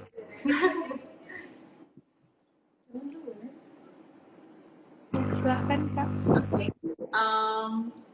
Kalau aku sih sebenarnya mirip sih tadi kayak Kak Marisa bilang gitu kan, karena mungkin memang peaknya itu selalu di promo yang besar gitu ya. Pertama mungkin kalau misalnya kita jualan di marketplace itu kan mungkin dari bulan Agustus itu udah lumayan tuh, dia ada promo, ada campaign yang gede, ada 88 sampai 12 itu lumayan tuh setiap bulan gitu kan. Mungkin kalau misalnya awal tahun kayak bulan Januari, Februari mungkin memang agak slow gitu, maksudnya nggak sekenceng pertengahan tahun ke bawah lah gitu kan. Ya benar sih kalau misalnya udah mau deket-deket peak promo gitu misalnya, memang kita mungkin lebih banyak pikirin sih, maksudnya promonya nanti di feed-nya itu promo apa aja sih yang mau kita jalanin gitu kan. Mungkin kalau misalnya dari kita sendiri, mungkin banyak terbantu juga dengan promo-promo yang tadi Siana bilang dari Shopee-nya ya gitu. Karena di Shopee-nya itu mereka setiap promo besar per bulan itu tuh mereka udah kasih gitu, ada promo khususnya gitu kan, ada promo sendirinya. Nah itu menurut kita sih lumayan sangat membantu sih untuk menarik customer gitu, karena mereka dengan promo yang Shopee buat, istilahnya kita tinggal ikutin aja gitu. Misalnya Shopee bikin Shopee kasih kita promo untuk di bulan ini, ya udah kita tinggal nominasiin aja nih barang produk-produk yang menurut kita kayaknya bisa nih dipromoin gitu kan. Jadi kita ikutin promonya dari Shopee mungkin terutama. Nah terus kalau untuk lagi nggak peak gitu ya, lagi misalnya lagi biasa gitu, mungkin awal tahun gitu, ya paling sama sih, mungkin lebih ke mempersiapkan aja sih, maksudnya nanti setelah ini mau ada apa lagi ya gitu, mau bikin apa lagi ya, mau promo apa lagi ya, mungkin nggak cuma di marketplace tapi mungkin di dari sisi marketing kita, mungkin dari di social medianya juga kita mau apa ya, tadi misalnya kita mau endorse nih, atau misalnya kita mau bikin campaign apa nih di Instagram misalnya gitu sih. Tapi nggak jauh-jauh dari planning dan mempersiapkan sih, bener sih. Gitu kalau dari aku. Oke. Dari mendengar dari sharing-sharing kakak-kakak ini, mungkin bisa dibilang ada waktu di mana cukup hektik, yang memang harus hands-on dan turun ke lapangan gitu ya. Nah, ada di waktu-waktu di mana kayak mending agak slow dan perlu banyak-banyak planning dan juga kayak on computer dan on paper gitu ya. Nah, kalau dari kakak-kakak sendiri sebenarnya rekomen nggak sih untuk kita mahasiswa yang istilahnya masih aktif berkuliah, punya kerja sampingan online, kalau misal ya ada waktu luang gitu, kira-kira oke banget loh coba bisnis online, ataukah mungkin harus full time gitu. Mungkin boleh dari Kak Anes dan Kak Grace dulu. Oke, kalau rekomen ya sebetulnya balik lagi sih, teman-teman punya waktu lebih atau enggak gitu ya. Saya nggak tahu, sekarang masih kuliah online ya? Masih ya? Oke. Cuman balik lagi sih pesannya, misalnya kalau teman-teman ada yang wah tertarik gitu bisnis online, prioritinya yang pertama tetap fokus kuliah dulu sih kalau menurut saya. Jadi selesaikan dulu gitu ya kuliahnya. Nah di samping itu kalau memang ada waktu lebih, nah teman-teman bisa sih mulai coba untuk bisnis online gitu. Lalu mulai cari tahu dulu sih passionnya apa kira-kira, atau punya keahlian apa, atau mungkin ada kenalan supplier apa, jualan produk apa gitu ya. Ya mungkin bisa dicoba sih gitu ya. Dari situ ya sambil belajar sih gimana sih bisnis sebelum nanti mungkin setelah lulus kuliah bisa lanjutin bisnis, atau misalnya mungkin juga kerja, nggak masalah sih. Paling nggak ada pengalaman tadi membentuk karakter kita sih sebetulnya. Kalau kita jualan gitu, membentuk karakter kita, misalnya gimana kalau menghadapi chat dari customer gitu, apalagi customer yang belum pernah belanja online, yang punya ekspektasi cukup tinggi misalnya terhadap produk kita, ternyata nggak sesuai ekspektasi, atau mereka belum pernah belanja online, nggak ngerti nih yang namanya belanja online itu, belanja sekarang nggak mungkin besok langsung nyampe gitu kan, butuh waktu untuk delivery time gitu. Lalu gimana juga menghadapi penolakan customer kadang gitu kan, tiba-tiba misalnya di cancel order gitu, atau tiba-tiba habis ngechat nanya-nanya detail gitu ya sampai 2-3 hari ternyata nggak jadi order gitu ya. Itu sih, jadi akan ada experience sih kalau misalnya teman-teman mau coba jualan online gitu. Karena di awal-awal ya waktu pas kami mulai jualan online itu semua handle sendiri gitu ya, jadi cukup hektik gitu loh, ngerjain ini ngerjain itu semua dikerjain sendiri. Kadang kita juga punya standar cukup tinggi, wah ini maunya bagus, maunya perfect gitu kan, nggak mau kelihatan jelek nih di mata customer. Ya itu sih, mungkin kalau ditanya rekomendasi, balik lagi ya, kalau ada waktu lebih dan ada willing to try gitu loh, mau coba untuk jualan online, ya that's why dicoba gitu. Apalagi mungkin kalau sekarang kuliahnya di rumah, online masih ada waktu lebih lah gitu ya, masih bisa diatur gitu. Tapi balik lagi, priority number one sih selesaiin dulu kuliahnya gitu, jangan sampai di tengah jalan stop gara-gara keasikan nih, dapat cuan banyak nih dari online shop gitu ya, terus lupa belajar gitu kan. Itu sih mungkin. Mungkin Kak Grace mau menambahkan? Apa ya, kalau dari aku, bener sih, kalau aku setuju sama Ciana juga, dimanapun kalau misalnya kalian masih kuliah, pasti prioritas utamanya harus ke kuliah dulu gitu ya, maksudnya kalau memang udah beres nih, udah misalnya kalian masih bisa handle untuk kerjain hal yang lain, boleh banget dicoba gitu, maksudnya bener sih, apalagi di keadaan kita yang sekarang kan kita lebih banyak di rumah kan, dan jual online juga sebenarnya kadang nggak harus kalian tuh punya barangnya dulu gitu kan. Kalian bisa coba misalnya dengan cara misalnya dropship gitu. Kalau dropship kan itu benar-benar no cost, kalian nggak perlu modal, kalian cuma perlu modal mungkin modal waktu, niat, dan gadget kali ya. Kalau dropship, kuota HP gitu kan. Kalian bisa tinggal istilahnya pasarin ya online gitu ke customer kalian. Kalau memang nanti ada yang berminat, nanti tinggal kontak supplier yang kirim ke customer. Jadi istilahnya kalian benar-benar jadi perantara doang, nggak perlu tuh stok-stok barang misalnya. Nah itu mungkin bisa lebih possible untuk dilakukan untuk mahasiswa kali ya, kalau misalnya memang belum waktunya nggak banyak, kalau untuk kayak misalnya stok barang atau beli barang itu kan mungkin makan waktu gitu. Tapi kalau misalnya dengan sistem dropship, kalau misalnya kalian mau itu boleh banget dicoba sih, nggak masalah. Kalau memang kalian masih punya waktu luang ya, tapi jangan sampai kalau misalnya kuliahnya udah keletaran banget, tapi tetap pengen nih dapat uang lebih segala macam ya, pikir-pikir dulu lah gitu. Tetap prioritas utamanya kalau bisa kuliah dulu. Oke, itu prioritas dulu ya, tapi boleh untuk dicoba gitu ya, dan disesuaikan dengan waktu yang dimiliki juga gitu. Oke, ini kalau dari Kak Marisa ada mau menambahkan juga mungkin kayak tips and tricks, atau kalau misal mau mulainya dari mana gitu. Ya, kalau aku juga setuju sih sama kakak dua tadi. Ya, intinya ya kita mesti set priorities dulu. Kita tuh tujuannya kan sekarang, kalau kalian kan masih kuliah, aku lebih saranin lebih kuliah dulu. Karena kan sebenarnya kalau udah terjun ke bisnis gini, pertama mungkin bisa nih kita sambil nyambi. Tapi kalau nanti ternyata bisnisnya gede, kalian harus dihadapkan sama dua pilihan. Kamu mau lanjutin kuliah apa lanjutin bisnis gitu. Kan jadi mikir-mikir lagi dong. Oh, gue dapet uang kok. Kalau memang tujuannya untuk nyari uang, kalau ya boleh sih dilanjutin terus. Cuman masalahnya fokus kalian tuh jadi terbagi gitu. Kalau misalnya nanti akhirnya nggak selesai kuliah kan sayang juga kan. Ya lebih baik sih kayak gitu sih. Cuman ya kalau emang mau coba-coba ya nggak masalah. Kayak dropship juga bisa sih.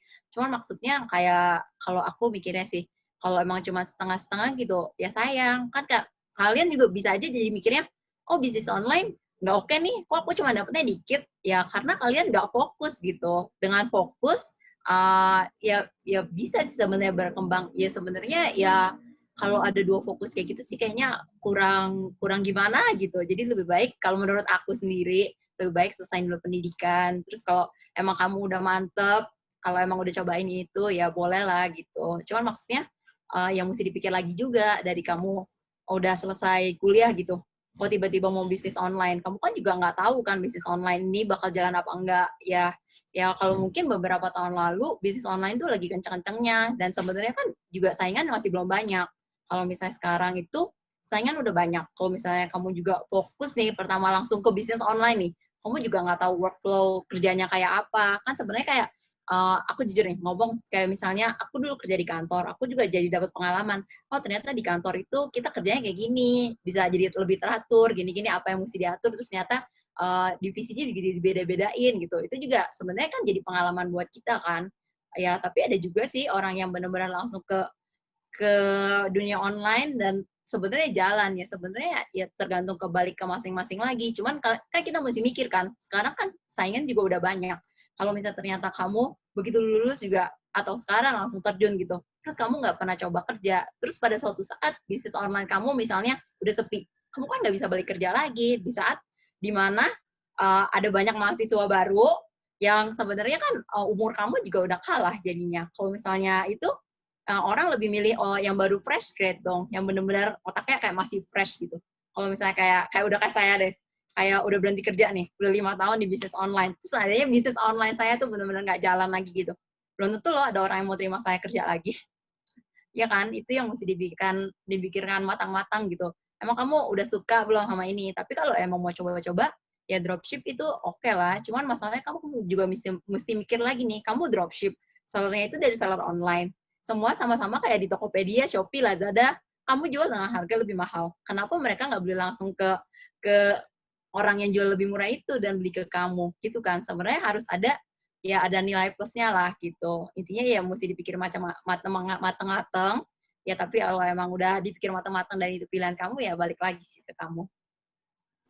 Oke.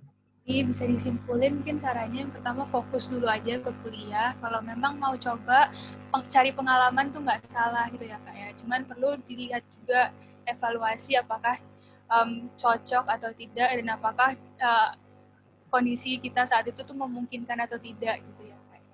Sama yang terakhir mungkin boleh dengan cermat memilih bisnis online apa yang bisa dilaksanakan gitu. Oke, mungkin terakhir nih Kak, boleh kasih mungkin kayak sedikit pesan atau kayak saran gitu ke teman-teman mahasiswa di sini yang mungkin kira-kira pengen nih coba bisnis online, pesan terakhir nih kalau bisa kasih istilahnya wejangan buat teman-teman semua, kira-kira apa nih Kak wejangan yang mau Kakak kasih? Boleh Kak Marisa dulu mungkin? Kalau dari aku ya sebenarnya yang pertama mesti dibenerin dari diri kita itu sendiri sebenarnya mindset. Dengan kata mencoba itu aja tuh kayaknya gimana ya? Oh ya udah coba-coba. Jadi kan kita sebenarnya nggak kerahin semua kemampuan kita dong. Kalau misalnya itu makanya waktu dulu aku berhenti kerja, aku pilih buat oh ya udah berhenti, cobain yang ini aja biar lebih fokus gitu juga loh. Jadi kalau misalnya dengan kata-kata coba-coba, oh ya udah deh, coba kalau nggak berhasil, coba yang lain. Itu tuh kayaknya udah main-main di awal gitu, kayak contohnya main saham.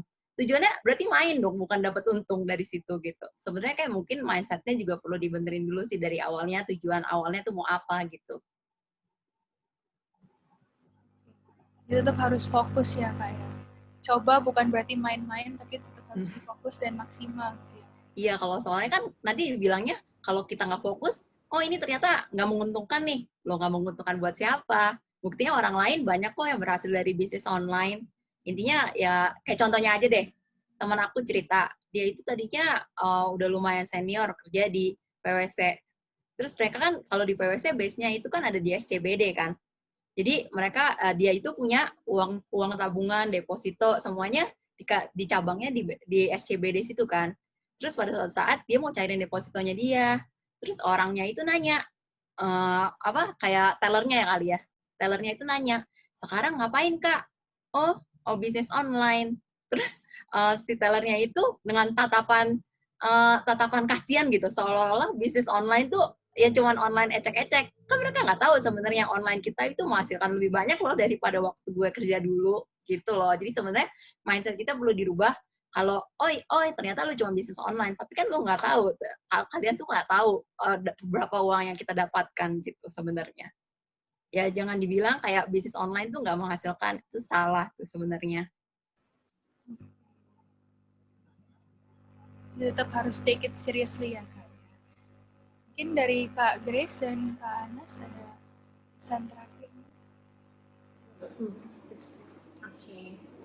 Kalau dari aku apa ya? Tadi aku setuju sih sama kata Kak Marisa gitu ya. Mungkin lebih ke mental gitu ya. Mental kita sebelum memulai bisnis online. Mungkin teman-teman di sini ada yang udah mulai menjalankan bisnis online gitu ataupun belum tapi pengen gitu kan.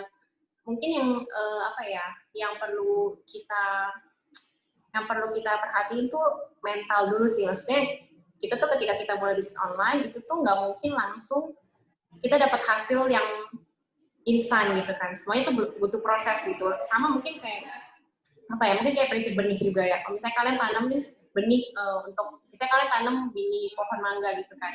Kalau misalnya kalian tanam hari ini, nggak mungkin besok pagi kalian udah bisa dapat mangganya gitu loh. Nggak mungkin besok pagi kalian udah bisa nikmatin hasilnya. Sama itu maksudnya berlaku juga di bisnis online juga gitu ya. Mungkin sebenarnya nggak cuma bisnis online, tapi semua bisnis gitu ya. Tapi kan terutama kan kita lagi bahas bisnis online. Jadi memang di awal itu butuh konsisten ya kan, butuh kesabaran juga, butuh preferensi gitu. Maksudnya jangan nyerah.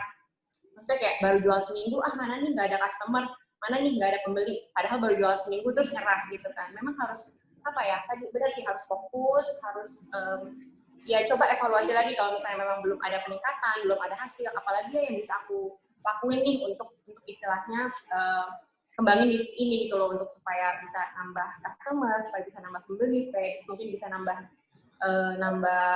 dikenal orang gitu kan. Jadi mungkin lebih ke mental sih, karena mungkin mungkin generasi milenial juga kan kebanyakan maunya serba instan ya, serba cepat gitu. Maunya apa-apa tuh langsung, mana hasilnya, mau langsung hasil gitu. Tapi sebenarnya di case bisnis online ini sebagai business owner, kita tuh nggak mungkin bisa istilahnya nggak skip prosesnya gitu. Pasti prosesnya itu harus dilewati oleh semua oleh semua business owner gitu. Kalau misalnya kalian baru mau mulai, jadi mungkin dari aku sih kalian persiapin mental kalian sih, maksudnya jangan sampai cepet nyerah, terus jangan sampai nggak sabaran juga, mesti fokus gitu kan. Karena kalau misalnya kalian istilahnya tetap setia gitu kan, mungkin prinsip kita juga setia dulu sama perkara-perkara kecil gitu loh. Kalau misalnya kita aja nggak sabaran nih istilahnya nggak sabaran untuk concern di hal kecil, ngelakuin hal kecil, ya kita nggak mungkin punya kapasitas untuk hal yang lebih besar gitu loh. Jadi ya udah nggak apa-apa, nikmatin dulu aja prosesnya, start small nggak apa-apa. Nanti aku percaya sih kalau misalnya kita tetap konsisten, pasti nanti ada hasilnya gitu loh. Tapi mungkin nggak instan ya, tetap ada proses yang harus dilewatin gitu. Jadi kalau dari Siana ada tambahan? Oke, ya balik lagi sih tadi ke persiapan mental sama mindset kita gitu. Sudah siap belum kita untuk jadi bisnis, untuk jadi entrepreneur gitu. Karena mungkin kelihatannya title-nya keren gitu ya, entrepreneur gitu ya. Tapi di balik itu tadi ada proses, ada hal-hal kecil yang kita perlu lalui dulu gitu loh. Mungkin ada keringat dan air mata yang kita lalui dulu gitu ya. Kak Marisa juga mungkin pernah lah mengalaminya gitu ya. Balik lagi sih, untuk menjadi entrepreneur atau menjadi profesional itu pilihan. Masing-masing ada min plusnya lah istilahnya gitu ya.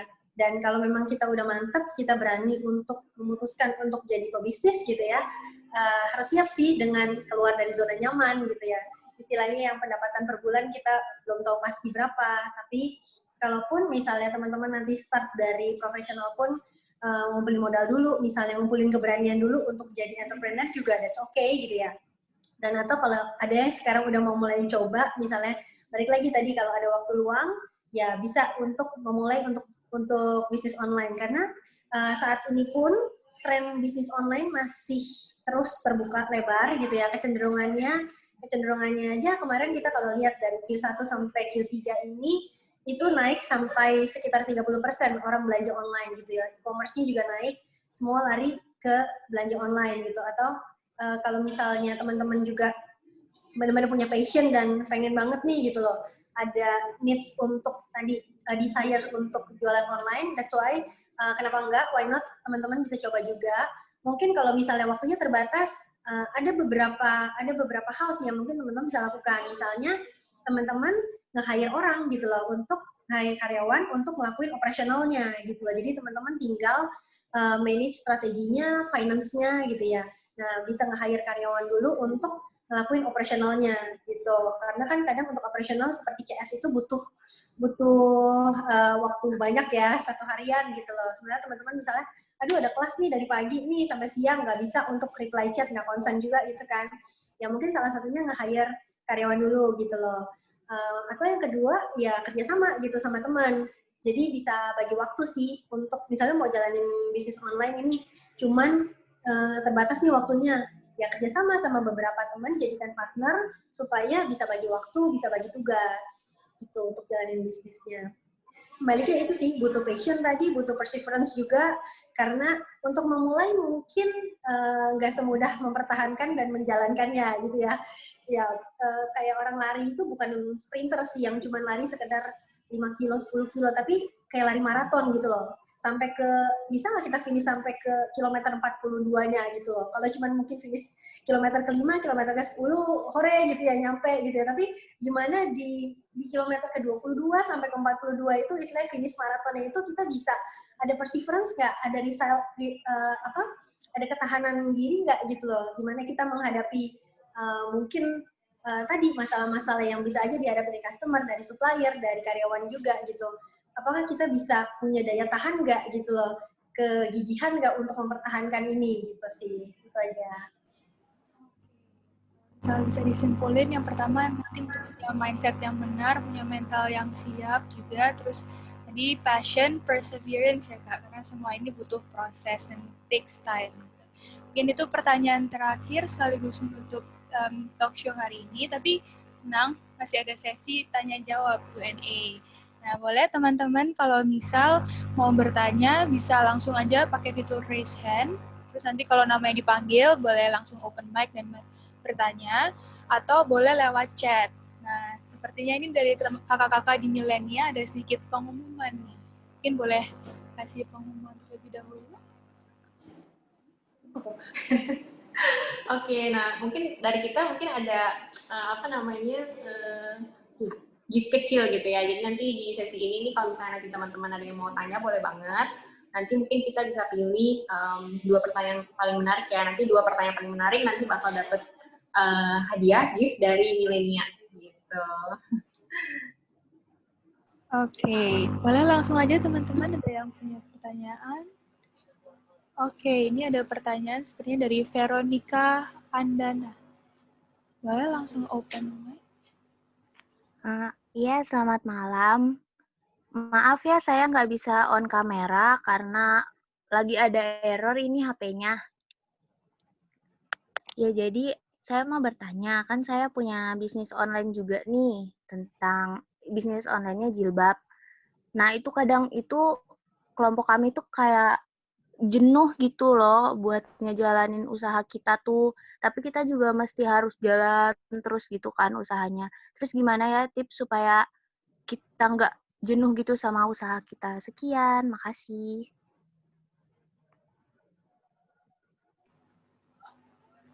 Ya, mungkin boleh dijawab dulu aja. Dari Kak Marisa dulu boleh? Ya, kalau itu balik lagi sih kayak yang tadi bilang, mesti ada passion-nya dulu. Kalau emang kalian passion-nya di situ, harusnya ya sejenuh-jenuhnya kalian itu, ya kalian tuh bakal happy gitu ngejalaninnya. Kalau emang bukan hati kalian di situ, mau kalian dapat uang sebanyak apapun, kalian juga nggak happy. Jadi buat apa gitu. Jadi kalau menurut aku sih, ya lebih balik ke passion-nya dulu. Terus sebenarnya kalau emang lagi boring banget gitu, coba deh cari-cari kayak motivasi gitu. Aku juga kadang-kadang nggak mungkin lah ya, nggak ada boring-boringnya. Ya ada sih saat-saat kayak gitu, tapi aku balik lagi gitu.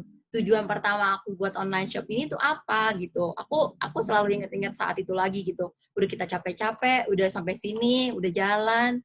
Kok ya dengan gampangnya bilang bosen, emang sih ada saat-saatnya bosen, tapi ya kita mesti balik lagi ke situ. Terus kadang-kadang ya mesti cari motivasi lagi. Kita juga mungkin kalau misalnya bosen, kamu juga bisa kumpul-kumpul, kayak tadi aku bilang ke komunitas gitu. Kan pasti ada komunitas di sekitar kita kan, yang kayak jualan sama juga kayak kita. Kita kan nanti juga bisa sharing-sharing sama mereka. At least ya kadang-kadang kayak di Lazada ya, contohnya ya, itu juga ada yang komunitas gitu. Mereka tuh kayak suka ngadain acara. Jadi kadang-kadang acaranya tuh nggak cuma sharing-sharing tentang bisnis saja. Mereka tuh juga kadang-kadang ada Lazada piknik. Jadi misalnya kita piknik bareng-bareng. Emang tujuannya ya sedikit lebih mengenal satu sama lain gitu. Jadi kan kita bisa sharing. Terus udah gitu kita kadang-kadang dengar cerita dari orang-orang, oh ternyata jualan dia hebat ya, bisa sampai segitu ya. Kita kan juga jadi terpacu, termotivasi gitu. Jadi ya lebih banyak coba membuka koneksi-koneksi lain lah gitu. Oke. Mungkin dari Kak Grace dan Kak Anas ada mau menambahkan atau? Oke, thank you tadi siapa Veronica ya, Veronica untuk pertanyaannya. Kalau dari aku sih mungkin, berarti kan intinya kayak motivasi supaya istilahnya kalau lagi jenuh tuh gimana gitu kan. Ya sebagai business owner benar sih tadi Kak Marisa juga udah bilang, pastilah ada masa-masanya di mana kita capek ya kan. Mungkin ya jenuh, bisa dibilang bosan, itu pastilah walaupun mungkin bukan berarti kita nggak suka apa yang kita kerjain ya, tapi kan ya tetap pasti adalah ups and downs-nya gitu. Nah kalau misalnya dari aku sih, mungkin kalau motivasi itu bisa dari 2 hal ya, maksudnya bisa dari internal sama eksternal sih. Kalau yang pertama mungkin kalau misalnya bisnis kita masih lingkupnya masih small gitu, maksudnya kita mungkin masih kerja sendiri, mungkin kita belum ada karyawan atau apa gitu, ya motivasinya bisa dari diri kita sendiri sih. Maksudnya bener tadi dibilang kita ingat-ingat lagi gitu, maksudnya di awal tujuan kita pertama mau bikin bisnis itu apa sih gitu kan. Kayak misalnya mungkin misalnya kalau dari nilainya sendiri nih, visi kita itu kan kita mau menjadi penyedia pakaian dengan kualitas yang bagus gitu kan, tapi dengan harga yang terjangkau gitu kan. Kita tuh pengen banget loh lihat misalnya orang lain misalnya ya, yang mungkin terutama yang middle low gitu ya, middle low, mereka bisa pakai baju dengan kualitas yang standar yang bagus gitu, standar ekspor gitu kan, standar baju-baju branded yang ada di mall, tapi harganya itu terjangkau banget gitu kan. Maksudnya mungkin kalau misalnya kita misalnya kalau di titik sekarang nih mungkin milenial misalnya udah ada tim juga, udah ada karyawan juga, kita mungkin bisa lihat kayak review customer gitu kan dari e-commerce gitu. Nah kadang kalau misalnya kita lagi, kalau ini aku pribadi ya, kalau misalnya aku lagi ngantuk atau lagi capek misalnya ya, dengan aku baca review customer yang positif nih, misalnya mereka bilang kasih feedback, barangnya udah diterima, bagus banget, suka banget, nggak nyesel beli di sini misalnya, itu tuh somehow bisa bikin jadi kayak semangat lagi loh, kayak ternyata apa yang kita kerjain selama ini tuh nilainya tuh nyampe loh ke customer gitu, mereka puas dengan apa yang kita kasih gitu kan, itu somehow bisa bikin jadi semangat lagi gitu loh, ngelihat customer puas itu kayak kayak something yang mungkin nggak bisa dibeli pakai uang sih. Jadi mungkin ya kalau dari aku sih itu sih, mungkin pertama motivasi dari diri kita sendiri dulu gitu, ingat lagi tujuannya apa. It's okay, maksudnya it's okay Kak, ngerasa bosan atau ngerasa jenuh, tapi aku percaya itu harusnya ya kalau misalnya kita benar-benar suka sama apa yang kita kerjain, itu nggak akan lama sih, maksudnya ya paling sehari juga paling lama mungkin ya besoknya udah semangat lagi, set goal lagi, set goal yang baru lagi, kayak apalagi sih yang aku bisa lakuin di bisnis aku ini supaya tujuan aku di awal itu bisa tercapai gitu. Kalau dari aku sih itu.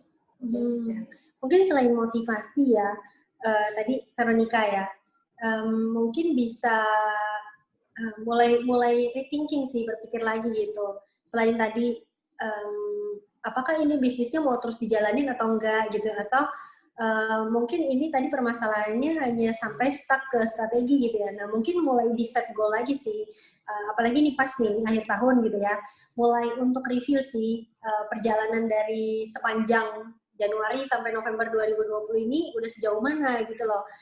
Apakah udah pernah set target, misalnya target sales nih 1 bulan mau segini, atau misalnya punya website atau platform mau dikunjungi oleh berapa banyak customer nih selama 1 bulan gitu. Mungkin mulai berpikir sih, mulai set gitu target strategi ke depannya seperti apa gitu.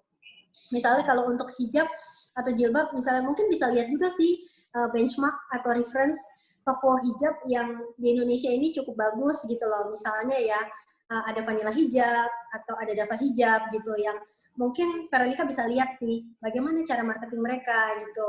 Jadi bisa lihat lagi dari secara keseluruhan bisnis online-nya Veronica tadi, misalnya dari operasionalnya apakah udah maksimal atau belum. Misalnya di gudang, di warehouse, apakah ada problem atau enggak. Mungkin bisa dicari sih solusinya bagaimana supaya lebih efektif lagi, supaya return on investment-nya lebih tinggi lagi gitu. Atau misalnya dari sisi customer care, apakah masih perlu ditingkatkan lagi gitu loh. Jadi mungkin bisa evaluasi sih apa yang sudah dilakukan, lalu dari situ mulai coba set target. Jadi itu satu pemicu juga sih, motivasi juga bahwa masih ada yang bisa dilakukan lebih lagi nih gitu loh. Selain tadi motivasi dari diri untuk bisa terus berkembang, terus berjalan, ya mulai set target, bikin strategi. Kan biasanya kalau kita set target atau goal itu kita akan nunggu nih, apakah kayak orang main bola kan, apakah kita nendang bola masuk ke gawang atau enggak nih. Kalau kita set target gitu kan, atau set goals, apakah goals kita tercapai atau enggak gitu kan. Itu butuh, itu akan nambah dari sisi diri kita sendiri, ini akan nyampe atau enggak nih. Ada satu antusiasme baru sih kalau menurut saya gitu.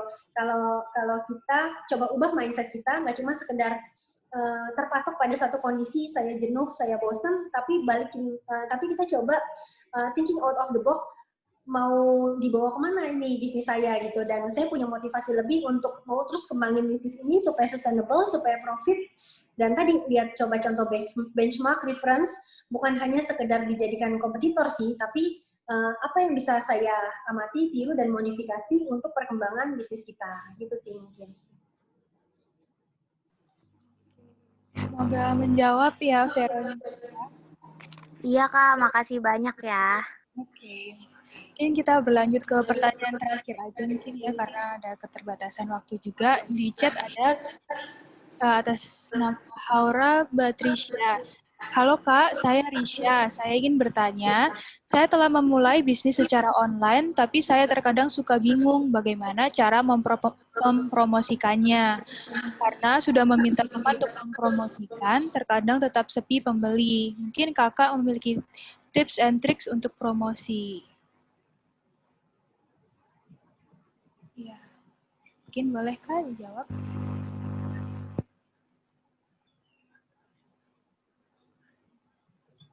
Mungkin boleh dari Kak Grace dan Kak Anas terlebih dahulu. Oke, kalau ngomongin promosi memang biasanya butuh budget ya, butuh biaya untuk marketing gitu ya. Tapi kalau misalnya baru mulai dan keterbatasan modal, kita bisa kok promosiin produk kita itu tanpa modal besar gitu ya. Milenial pun awalnya juga kita nggak punya budget promosi yang besar-besar kok gitu ya. Ya pertama dari mau tuh mau gitu loh dari teman-teman kita gitu kan ya. Kita infoin atau kadang kita juga bisa kasih giveaway dulu gitu ke mereka untuk mereka kasih review customer. Nah, ini saya nggak tahu ya untuk tadi Kak Risha tadi jualannya di mana nih? Apakah masih via WhatsApp group atau misalnya ada platform marketplace atau website? Tapi seandainya kalau misalnya mau promosi dengan budget low ya mungkin bisa masuk dulu ke platform marketplace di mana mereka akan support kita sih, akan support untuk pasarin produk kita gitu. Mungkin dari situ dulu. Dan balik lagi tadi untuk produk yang dijual juga mungkin bisa diperhatikan nih. Apakah foto produknya udah menarik, terus apakah deskripsi produknya juga udah jelas gitu loh. Jadi itu jadi salah satu kunci juga sih untuk memikat pembeli dengan low budget marketing gitu. Selebihnya sih kalau memang kita mau gain customer banyak gitu ya, ya memang kita perlu ada spend budget buat promosi gitu loh ke depannya. Tapi ya tadi kalau untuk saat ini ya mungkin bisa cari-cari dulu promosi yang ya istilah gratis atau yang modalnya kecil sih itu tadi ya. Gitu. Ya itu mungkin itu ya buat Karisha ya. Dari Kak Marisa mau menambahkan? Ya paling nambahin dikit aja. Ya tergantung sih sebenarnya kamu jualannya di mana. Kalau emang kamu jualan di marketplace, sebenarnya kan di marketplace juga udah ada fitur buat iklanin produk kamu yang mungkin kamu pertama coba dulu. Tapi kan sebenarnya di marketplace itu juga ada caranya untuk mengiklankan kan. Kalau misalnya kamu memang belum paham, di marketplace itu sebenarnya ada edukasi buat ada video yang mengedukasi kamu. Ini tuh iklan gimana cara pakainya. Ya, tapi tergantung lagi kamu itu jualannya di mana. Kalau misalnya jualan di Instagram, ya mungkin dilihat dulu Instagram kamu itu fotonya udah menarik atau belum. Terus udah gitu kalau di Instagram kan juga lain lagi kan. Mereka juga lihat follower gitu. Lihat followernya udah banyak apa belum nih. Kalau emang belum banyak, oh takut beli. Soalnya kan belum tentu kalau di Instagram kan soalnya kan kita langsung transfer ke rekening penjual kan. Bisa aja nih nipu. Kan nggak, orang juga jadi kurang percaya gitu ya. Ya pertama kalau ya jualan di Instagram ya mesti followernya banyak, terus ya mesti sering-sering endorse orang sih, karena kan sebenarnya kalau yang kayak aku bilang tadi, Instagram itu kan social media kan sebenarnya. Mereka juga tujuannya ya bukan buat belanja gitu. Mereka ya jadi kalau bayar dari social media lebih perlu kita edukasi gitu. Terus udah gitu bukan berarti kita cuman endorse satu orang. Ya emang sih pas lagi endorse, misalnya kita endorse, oh rame banget nih, tapi belum tentu loh itu akan terus-terusan, karena kan di sosial media begitu udah endorse satu udah selesai, kamu harus mulai endorse lagi. Tapi kalau misalnya kalau di marketplace sih beda sih kan. Kalau di marketplace itu kan kamu juga bisa lihat dari reputasi toko kan, toko ini udah jualan ke berapa orang sih. Terus udah gitu kamu juga mesti perhatiin dari penilaian orang kan. Kadang-kadang kita belanja kita kasih penilaian nih, kalau penilaian barang kamu itu misalnya 1 semua, oh semua orang buktinya yang belanja di tempat kamu aja 1, kenapa saya mesti belanja di tempat kamu gitu loh. Kayak mesti diperhatikan itunya. Terus udah gitu kalau mungkin kamu di marketplace, foto kamu udah menarik belum, terus ada juga kayak penamaan kamu udah bener apa belum. Bisa aja kan kayak misalnya kamu jualannya sepatu Nike contohnya, tapi kamu biar dilihat banyak orang kamu tulisnya sepatu Nike, Adidas, Reebok gitu. Jadi kamu jualannya sepatu apa gitu. Sudah gitu ya kurang lebih kayak gitu sih. Jadi mesti lebih belajar. Kamu tergantung kamu jualan di mana, karena karakteristik jualan di setiap tempat juga beda-beda gitu. Jadi kayak harus lebih mungkin dilihat ke contoh, mungkin lebih lihat ke kompetitor deh. Jualan kompetitor ini apa sih lebihnya dia dari saya gitu. Kan sebenarnya kita bisa ya dilihat-lihat gitu. Kayak amati, tiru, tapi kita modifikasi gitu. Terus kayak contohnya kayak seandainya kamu juga jualannya dropship gitu. Kan sekarang orang-orang belinya di Tokopedia. Kalau emang ada orang yang kayak contohnya dia megang tangan pertama gitu barangnya, dan pasti kan yang dropship ke dia nggak cuma kamu doang gitu. Jadi kalau misalnya kamu dropship, keuntungan beli dari kamu dibandingin sama ke sellernya langsung itu apa? Jadi kayak kalau menurut aku, kalau emang kamu mau dropship, jangan jual di tempat yang sama kayak kamu beli gitu. Kayak misalnya kamu ngambil di Tokopedia, kamu jual lagi di Tokopedia dengan foto sama, judul sama, harga lebih mahal. Orang lebih pilih kayak yang harganya murah, dapat penilaian bagus, dan bintangnya lebih banyak, reputasi kamu lebih bagus. Tapi sebenarnya kalau kamu dropship, aku juga ada beberapa sih customer aku kan banyak. Aku sebenarnya kayak terima dropship juga, terus banyak yang reseller dari aku kan. Mereka itu sebenarnya jualnya di tempat yang beda gitu, ya yang nggak jualan di situ juga. Atau mungkin kalau misalnya mereka jualan di marketplace pun, kan sebenarnya kan fotonya itu kan nggak cuma satu dong foto untuk barangnya itu kan. Kamu cari foto yang lain yang lebih yang tetap menarik tapi jualan barang yang itu tapi ya fotonya beda gitu. At least kayak dilihat, oh barangnya beda nih, bisa aja bukan ngambil dari dia gitu loh. Kayak mesti pinter-pinter nyari celah. Atau mungkin juga ada customer aku yang rame banget jualannya di Facebook gitu. Meskipun Facebook kalau menurut kita kan sekarang Facebook udah nggak gitu jalan kan. Tapi kenyataannya Facebook tuh masih jalan loh. Tapi mungkin nggak buat kita yang di kota gitu. Mereka lebih ke daerah-daerah. Dan mereka bisa jualan kenceng banget loh dari situ. Jadi sebenarnya kayak lebih membuka diri aja untuk nyari-nyari ilmu gitu. Sebenarnya kayak di Instagram, YouTube, orang-orang banyak kok yang ngajarin cara dropship. Dan di Facebook juga banyak. Mereka ngajarinnya jualan bukan di marketplace tempat orang kamu ngambil barang gitu. Kan kalau marketplace ibarat itu pasar. Kamu itu di pasar, semua orang bisa ngeliat barang kamu. Barangnya sama, ya pasti orang milihnya yang reputasi bagus, harganya lebih murah dong gitu. Semoga menjawab ya, Risha. Mungkin itu sekaligus menutup acara talk show hari ini. Mohon maaf juga buat teman-teman kalau yang pertanyaannya belum sempat tersampaikan. Mungkin nanti boleh ya Kak ya, DM Kakak. Mungkin kalau ada pertanyaan lebih lanjut, boleh. Oke, mungkin sekian mungkin talk show hari ini. Terima kasih Kak Anas, Kak Grace, Kak Marisa atas insight-nya, sharing-sharingnya, dan cukup menarik ya.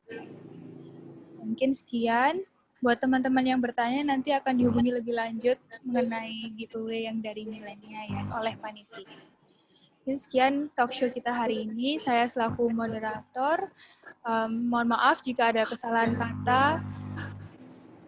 Pamit undur diri. Terima kasih. Saya kembalikan ke Elisa. Oke, terima kasih untuk Kak Anas, Kak Grace, dan Kak Marisa atas talk show hari ini. Kami jadi belajar banyak banget nih tentang dunia bisnis online. Nah, berikutnya sebagai ucapan apresiasi terima kasih, kami menyediakan sebuah sertifikat dan foto bersama. Mungkin urutannya dari Kak Anastasia dulu, boleh? Next. Nah, ini foto bersama dipimpin oleh Marcel, silakan.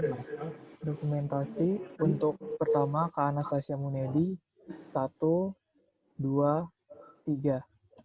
Ini, sorry bentar, sendiri-sendiri apa berdua nggak apa ya, karena kita berdua. Oke, ya. Gimana? Oke, Gimana untuk sendiri atau berdua maksudnya? Fotonya. Yang pertama untuk Kak Anastasia dulu. Oke. Coba di-tag ya. Itu gantian. Oke, 1, 2, 3. Sudah. Oke. Selanjutnya untuk Kak Grace.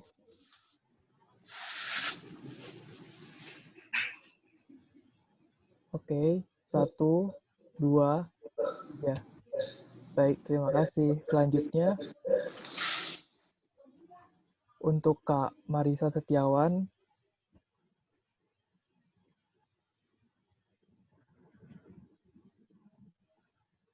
Oke, 1, 2, 3. Baik, terima kasih. Oke, terima kasih. Nah, selanjutnya ada foto bersama seluruh peserta. Silakan seluruh peserta diharapkan untuk on cam agar bisa kita foto bersama. Oh, sebelumnya ada moderator yang terakhir. Maaf, Kak Amadea. Oke, untuk Kak Amadea dipersilakan. Marcel, boleh ambil alih. Oke, untuk Kak Amalia.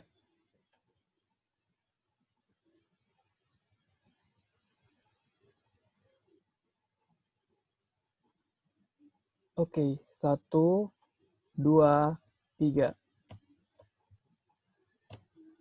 Oke, sudah. Terima kasih. Oke, sekalian Kak Marcel yang selanjutnya nih, yang peserta semuanya nih. Boleh nih. Diharapkan nih peserta on cam ya, agar bisa difoto sama Kak Marcel.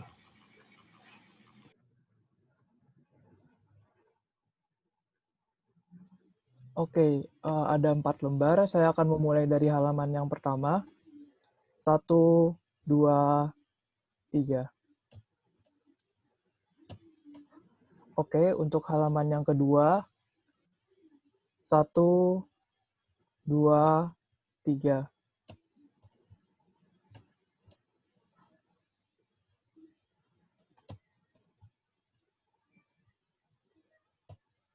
Oke, untuk halaman yang ketiga.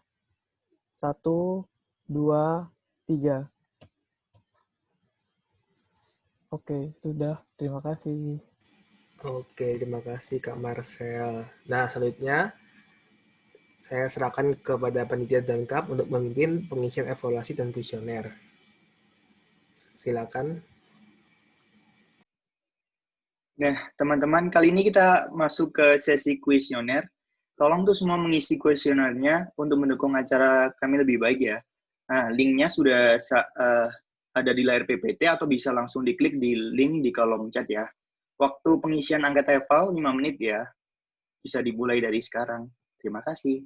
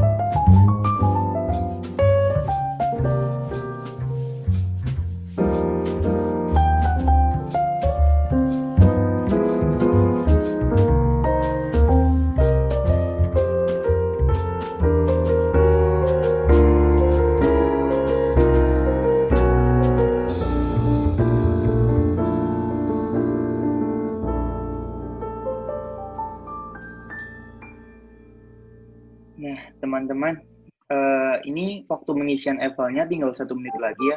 Tolong yang masih belum isi, tolong udah siap-siap kumpul ya. Soalnya waktunya tinggal kurang dari 1 menit.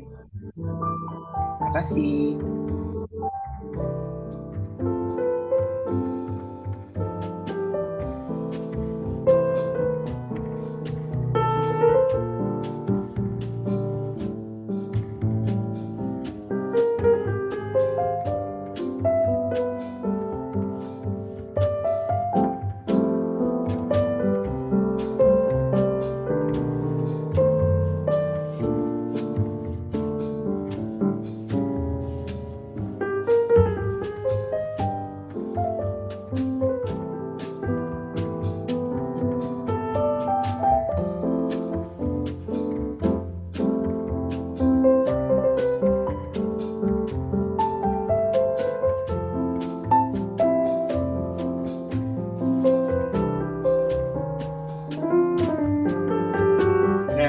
Waktu pengisian kuesionernya sudah habis ya.